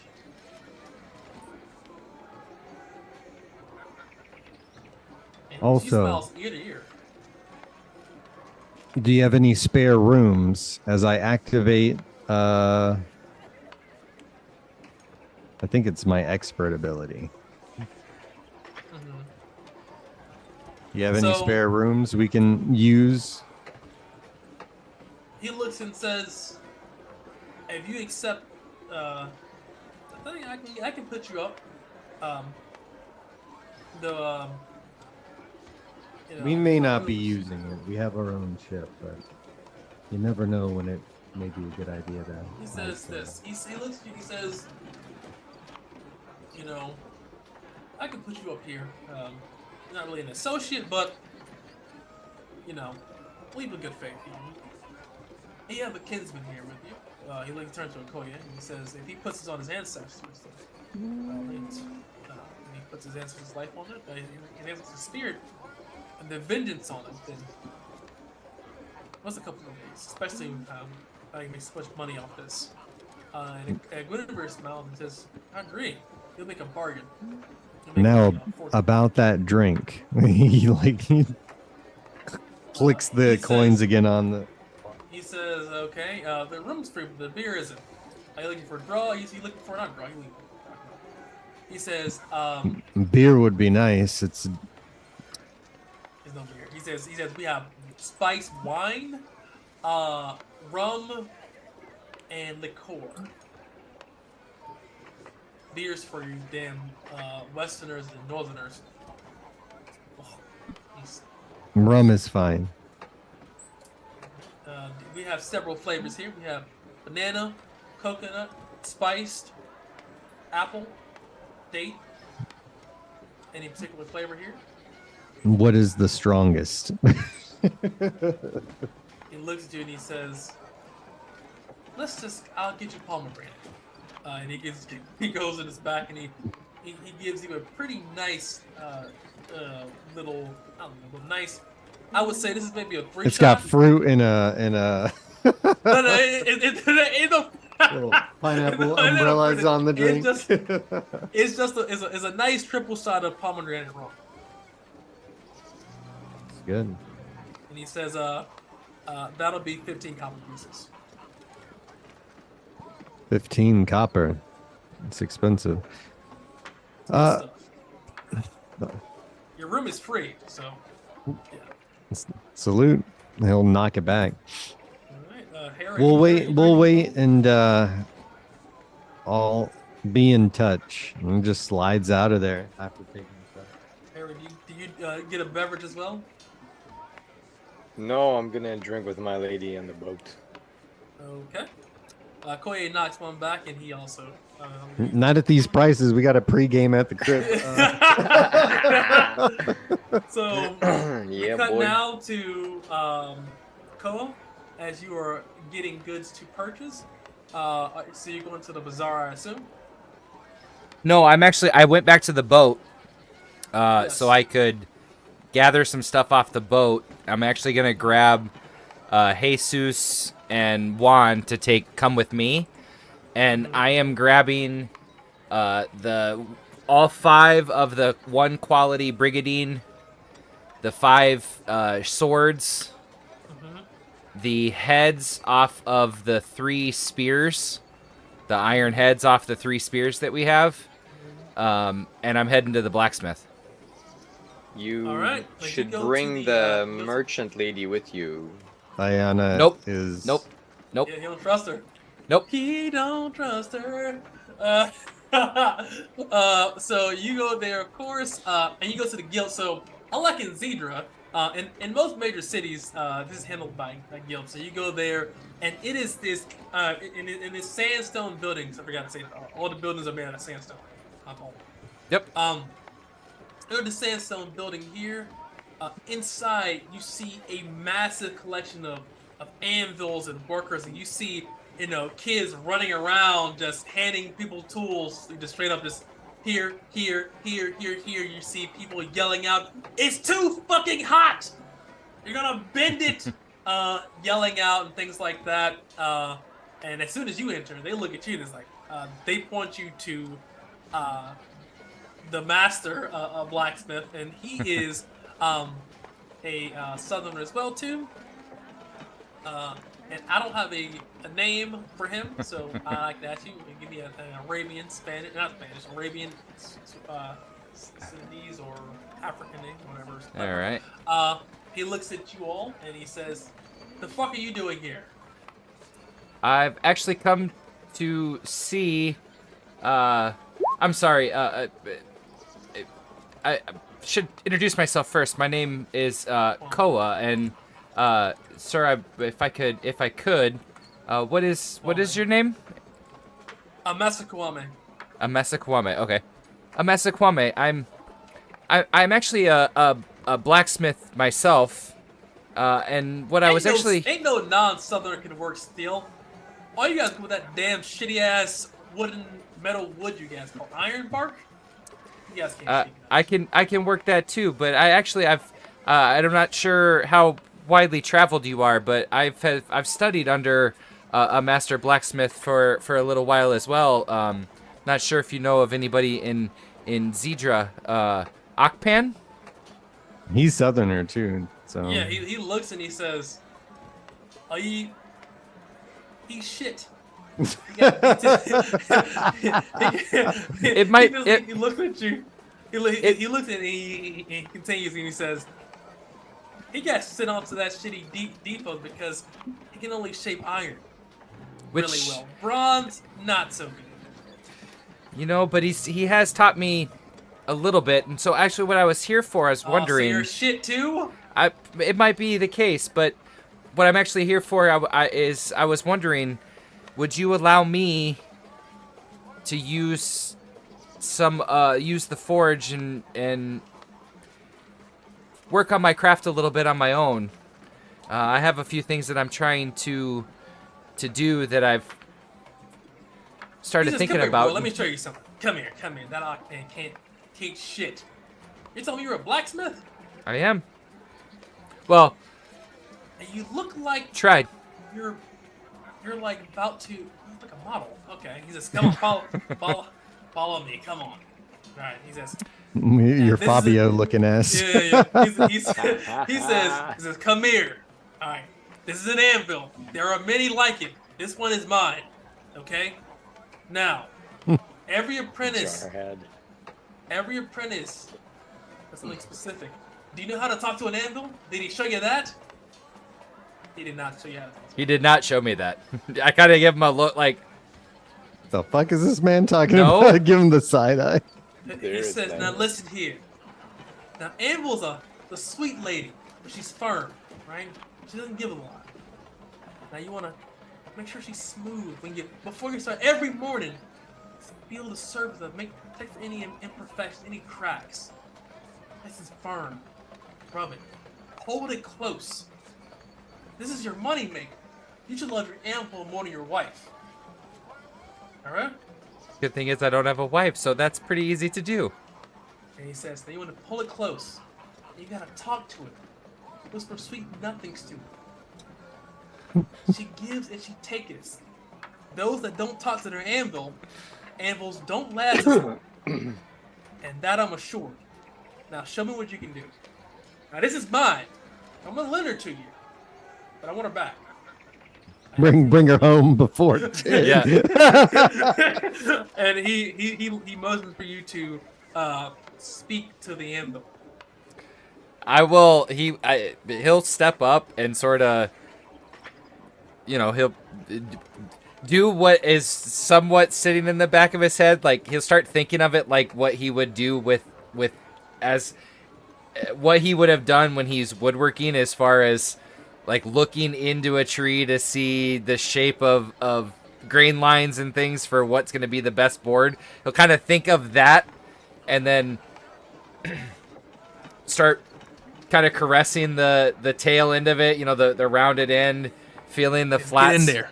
Yeah, Get in there. filling the flat spot on the top, seeing where it's been worked. You can feel that little slight divot where you're flattening and folding steel. Start to kind of feel it, rub his hand across it, and Talk to her nice and slow. and then what he's gonna go, he'll like lean kind of close to it, and so does just steel have a name as well? Her name's Miranda. Miranda. Sounds like a Western name, but we can work with that. He says, she's a foreign beauty, but she's my beauty. Hey, foreign beauties work for me. And yeah, and he'll just kind of do that, and then turn Give back. me a charisma check. Yeah, probably a disadvantage, I would assume, right?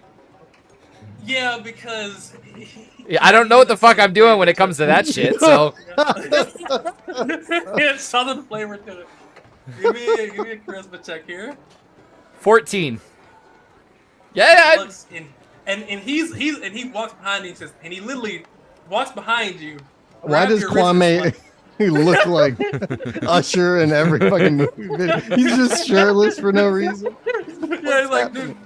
And you see that he goes behind you and he grabs your wrist and says, "You gotta get in there close." And then he's pulling a full ghost right now, isn't he? Just like yeah.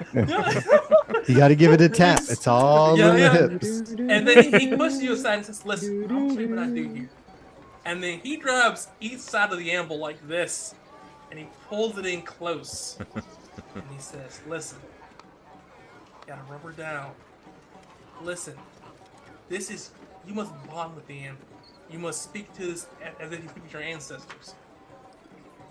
And you want your ancestors to feel their essence flow through you into the anvil to work the metal. It's not just you that's hitting the anvil. It is your grandfather, your father, and all of your kinsmen that come before you. You must feel. They must give you strength to make the strongest iron and the strongest steel, like Aisha." And he looks at you and he says, "Can you feel it? You gotta feel it. And here in your core." And he grabs your core. In your core. You gotta feel it. and he's just sort of taking it all in, like, is this guy gonna let me do what I want to do or no? But he's in the like that's what's running through the back of his head. But he's playing along with this whole thing, trying to. And what you notice specifically is that no one else is like you think he's funny and joking, but like no one's laughing at all. They're just looking at you really intensely. Yeah. Because he just does this on a pretty regular basis. And give me another charisma check. Let's see how see how well He's he just likes an it. eccentric. Everyone's like, yeah, it's a little weird, but he is pretty good. At the 22, he says, "Listen, you may be an Easterly working your damn tree-loving iron wood, but listen. You know what? I don't normally do this with foreigners. I don't like my anvil to be foreign. But for you, listen here. If you want to, come here and learn, then I'll be happy to teach you. But if you learn under Alakpan, You got to start all over. oh my goodness, fucking idiot! Can't even shape the bronze well. I mean, really. I mean, he probably is twice as slow as anybody else I've seen that worked bronze. I've seen apprentices that work bronze better than this guy. He can work iron pretty well, but okay, what is he, a tool maker? Not a good blacksmith. My kid can make a tool. Look, he points to a kid that's like 12. He's making a tool right now. You see that chisel? Yeah. So is he? Can he teach you how to be a blacksmith too? Looks at you. It's he can't. No. No. Only I can teach you. No. Only I can teach you. Now listen. He pulls out. Now, show me your hammer and your tools. And I will pull out the actual hammer that he has, but he will then turn to him and say, you know, I was hoping to use the forge to melt down some stuff that we've acquired. As you talk, he literally looks at your hammer and says, "This is shit," and he throws the hammer. Sounds about right. It's fourth hand, I think. But what I'm trying to do, and this is the ability, being technically an expert blacksmith, I'm gonna tell him I want to. So what I'm actually looking to do. Let me pull this back up. I'm sorry. I have a bunch of iron brigadine, not necessarily the best quality. It's been beat up. I have some spearheads. Some other just kind of random steel that we've kind of acquired through our travels. What I'm hoping to do is craft that down, melt it down, and turn it into some iron. Even if it's just some iron ingots at the moment. He looks at you and he says, "I've seen apprentices do shit like that. Yeah, you want to melt down some? That's fine. So you want to use our smelter? Listen, you got to remove. First off, you want to use that brigady. You got to remove all that damn leather and all that fabric off that damn brigady. Rip it off. Listen. All right. Once you do that, I want you to go talk to my son, and he'll show you how to do it." I appreciate it. I only have. The thing is I'm on a little bit of a tight timetable here, so this is what I'm looking to do to start with. But I will tell you. Don't. I will tell you. Blacksmithing. You don't, and that's why hearing you talk, feeling the sweetness of your anvil here. He's still holding on to the anvil. Oh yeah, and he just sort of rubs the end of it, feeling the sweetness of the anvil. I feel that connection that you have. I would love to have that same connection with my own one day. But I also know that I'm with the Crimson Dawn, and we have some things that we gotta get accomplished, and so I only got a few days to make this happen. So, but I will tell you, I do want to come back and learn from you, because I do think, just from hearing you talk, I think you're better than Akpan. He looks and he says, "Listen, people are busy. Things like that. You want to use the smelter? It's fine. That's totally fine, because that means you're not really, really smithing, you're just melting down stuff. And babies can melt down stuff, right? Well, it won't be really pure or good because you're not a really good blacksmith, but it'll be at least shitty iron." And he looks and he says, "My son will at least show you how to at least make it decent quality. So, see my son, he can't really show you, he can't show you how to craft, but he can show you how to smelt. Shoot, go. This one's free because I think I believe in you." And he literally he releases the anvil and he pulls you close. He goes, "I believe in you. Listen, you don't have any ancestors that I know because you're not a southerner, but something about you being trained in the Akpan has given you the energy to actually want to take on another apprentice. Now, right now, you're a baby bird. You can't fly. Your wings are there. You don't have any lift. You don't have any muscle. I get R. Kelly vibes from Kwame Presents. So And what I'm here to do, trapped in a what I am here to do, is to take those little wings and work those muscles so you can fly. You want to fly? Absolutely. You gotta fly. Everyone here can fly. We can all fly, right?" And you see everyone begins to literally stop what they're doing immediately. And they're like, we Like can angels fly. in the outfield, just. We can fly. We can fly. And he looks at you and he says, "Listen, come back tomorrow. And the first thing you're gonna do is buy a new hammer from me." That sounds like a deal to me. Then you have to name it. Before you come in here, you have to state your intentions with your hammer. And your intentions for this shop. He literally just hands you a hammer and it says here. And he'll do the same thing. Like he'll start like running his hands over it, like he did with the anvil, like slow. trying to. Yeah, slow. And he looks at you and he's this person here is very eccentric. Yeah. So talking to Okoye, and he's basically the tooltip basically. Okoye would tell you that Southerners are very resourceful and they are very skilled crafters. Though they tend to believe that their ancestors guide and influence things that they do. So they are very particular about the things that they craft and who they teach and who they learn under. Okay. So for you to get actually instructed by Okpan is actually surprising to him in general. It's not to him, just most people, because Right. those others don't really take it. No, it's okay. Think that as you will. He says, but this hammer is going to be 10 copper pieces. Okay. Yeah, he'll without a problem. He says, by tomorrow, I want you to name it. And before you leave, you have to engrave your name. Not your name, the name of the hammer on the side of it. He pulls out his hammer and says, mine is named Delilah. Now, Delilah and Miranda get along very well together. She's my second wife. My third wife is his mother. He points to his kid. First wife's Miranda, second wife's Delilah, third wife is, you know. But, he says, name your hammer, name your anvil, and treat them like you would your wife.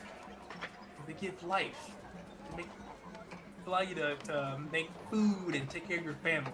If you don't treat them well, they won't treat you well. You gotta love them. So he says, man, when's the last time you oiled that thing? He points to your hammer that's across the rim in a fucking smelter bin. Oil? No one ever told me you had to oil a hammer. He says, please leave before I throw you out. And then he'll and so that's the plan then is the 2 days while they're working on the ship, I'm going to be smelting down the brigadine, all that stuff to at least get some iron ingots so that way the next stage would be to make iron armor out of it. Talking to Kawambe, Sonny, I mean, smelting doesn't take that long at all. Yep. I mean, you literally just smelt it into a fucking mold, then let it cool, and you'll have an ingot. That being said, you feel as if Kawambe, actually, you have increased your reputation from Kawambe from indifferent to slightly less indifferent. Works for me. And I'll turn to Harry. What are you doing as this is all going down? As Gon, I assume, is leaving. What are you doing? Harry's not a huge fan of the desert. There's no life here, so he likes plants and shit. He can't go forage. He can't really do anything. So I guess he'll try and look to see where the alchemist is. And right, you do. You know the apothecary. Well, you know that they have an apothecary here, which is the closest thing to not a shop. Yeah, he wants to see if anybody knows how to make their own components, their own ingredients. Can I go out and find some shit and do that stuff myself? Because buying it is annoying. He wants to know if anyone has that knowledge here. For certain ingredients, or you mean just ingredients in general? Well, the ingredients I need to make the Western Fire, basically. So a lot of this. So the one thing about bombs is that a lot of this stuff is very specialized and hard to find. That's why it costs so much. Because some of this stuff comes from different continents and regions. Some of these stuff don't grow in all regions. So some of the stuff you may be able to find, but usually, especially with some of this stuff like gunpowder and things like that, which eventually you'll get as I expand the list, a lot of stuff is found in different continents, like tin, bronze, dust, like that. So most likely you'll probably find one or the three or two other regions you'll need here. The problem is that getting other reagents that are in a different continent. That's kind of the thing. So you'll probably be able to find a reagent here that is native to Chemia, the Southern Empire. It's just tough to find some of the stuff that may be native to the north or to the west. So that's just something to keep in mind. Okay. But nothing sustainable that I can just keep making or... Most stuff like this is either either is found in small quantities or take a long time to harvest and grow. Okay. Very All right. very few things very few things that involve alchemy outside of You have to like synthesize it from raw ore, stuff like that. correct stuff like that. But also as well Dissolve too it is down. like Yeah, but even that knowledge is good for me because if I can Yeah. go find the stuff, then I'll do that. I'm used Yeah, to so if you foraging wanna my own learn- stuff, you know. yeah. I mean, if you want to learn So about, I just want to know like what's the raw stuff that I need to get to be able to make it. Do you like, have the in the formulas? tools? Like the formulas? Cause that's what it sounds like. You're saying like formulas of how to make them, which is No, I have the formulas, but like the formula doesn't say, okay, well you need this and you need that. So oh, I see what you're like saying. in game terms, like how do I find that stuff by my own? Because like 250 a gotcha. pop is expensive, man. It is, And that's the cheap price because I have efficiency.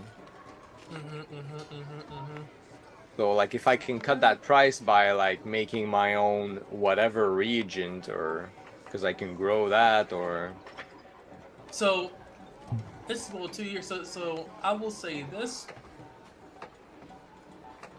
So if you want to learn what it's, I mean, I'll probably just add it. So as you know the formula, you know the reagents that it takes to make these bombs, to make whatever the formula you have. So you automatically know what it takes to make them because you have the formula to make the thing.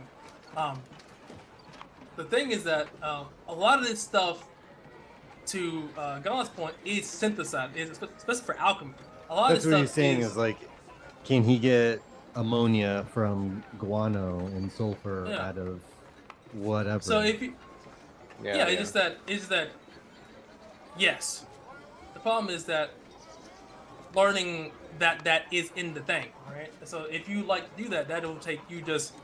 So essentially, you can always, as a crafter, spend time working on your craft to try to learn things about your craft. So if you specifically spend time learning how to synthesize reagents for your stuff, then you'll learn how to do this. So if you say like, okay, I'm trying to figure out how to make tar cheaper or sulfuric hydrochloride and things like that, you can do that.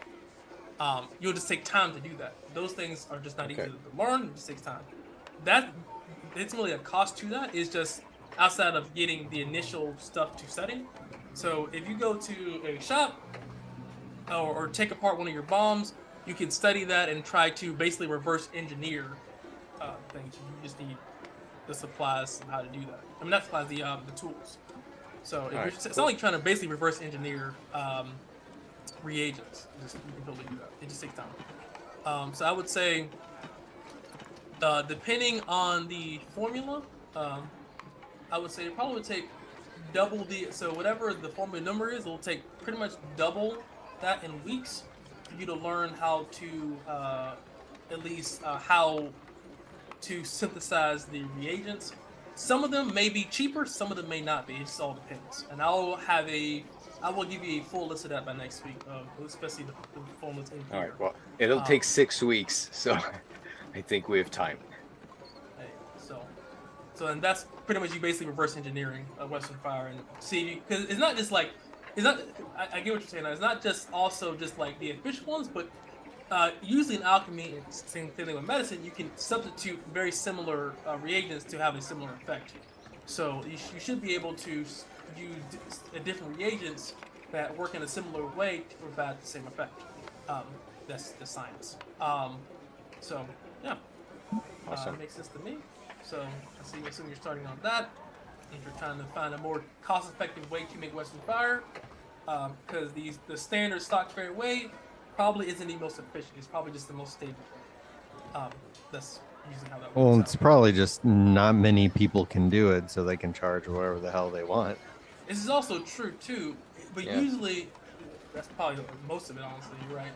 But a lot of it too is that it's probably the most stable that can be transferred from long distances, right? Because if it's unstable, or it's untested, you could, potentially have a case of Western Fire explode, in a caravan and kill everyone. Anyone get there. Well, So, it's chemistry, I imagine. So it's just yeah. And learning not to mix shit. that's one of the things about it is like, yeah, it's like alchemy is some of the most rewarding. It just takes the longest amount of time, but it's exceptionally powerful because it's the only thing that kind of gives you. It isn't magic. It's just science, which at a certain point is kind of similar to magic. But it's the only thing that really gives you like range AOE stuff, like explosives. It's the only way to really get those options. They'll still be pretty expensive. It'll be a little bit more cheaper, but don't expect just in general for it to be like super cheap because it's just super, unless you literally are just cutting deals with people with the fucking suppliers and things like that. Yeah, get a sweatshop. Well, people start. Yeah, I see it a bit as the price of like. It's kind of like That's Magic funny. in D&D where you need your reagents, right? You need your components, and all of them have a cost. So most GM won't make you like, okay, well, you don't need to gather all that shit. Just calculate the cost, and that's what you pay. Correct. You know, But pretty equivalent. the thing about this is that scarcity is a thing. So because if that's the case, that means that a lot of bandits that have a lot of money would have access to a lot of bombs, right? They have a shit ton of money. Yeah. Well, the weird thing is that there's cannons readily available. That I mean, Yeah, but half the okay, battle. so I looked at that too. Yes, the problem is that it is like the earliest iteration of cannons. So over time they got refined. So this isn't like 1500s cannons. This is like 12 to 1300 cannons. So still, and you still got At the same time, we've firepower. only seen them on the ship from the army. I don't think true. we've seen anybody else with cannons, have we? you haven't seen. I mean, it's the reason. Good point too. It's the reason why the pirates didn't attack you with cannons. Because if they had They cannons, didn't they have would any. attack you. Yeah. So with that, I got some work to do as a DM. So I think we'll end it here. As the I'll make session- us some cannons, man.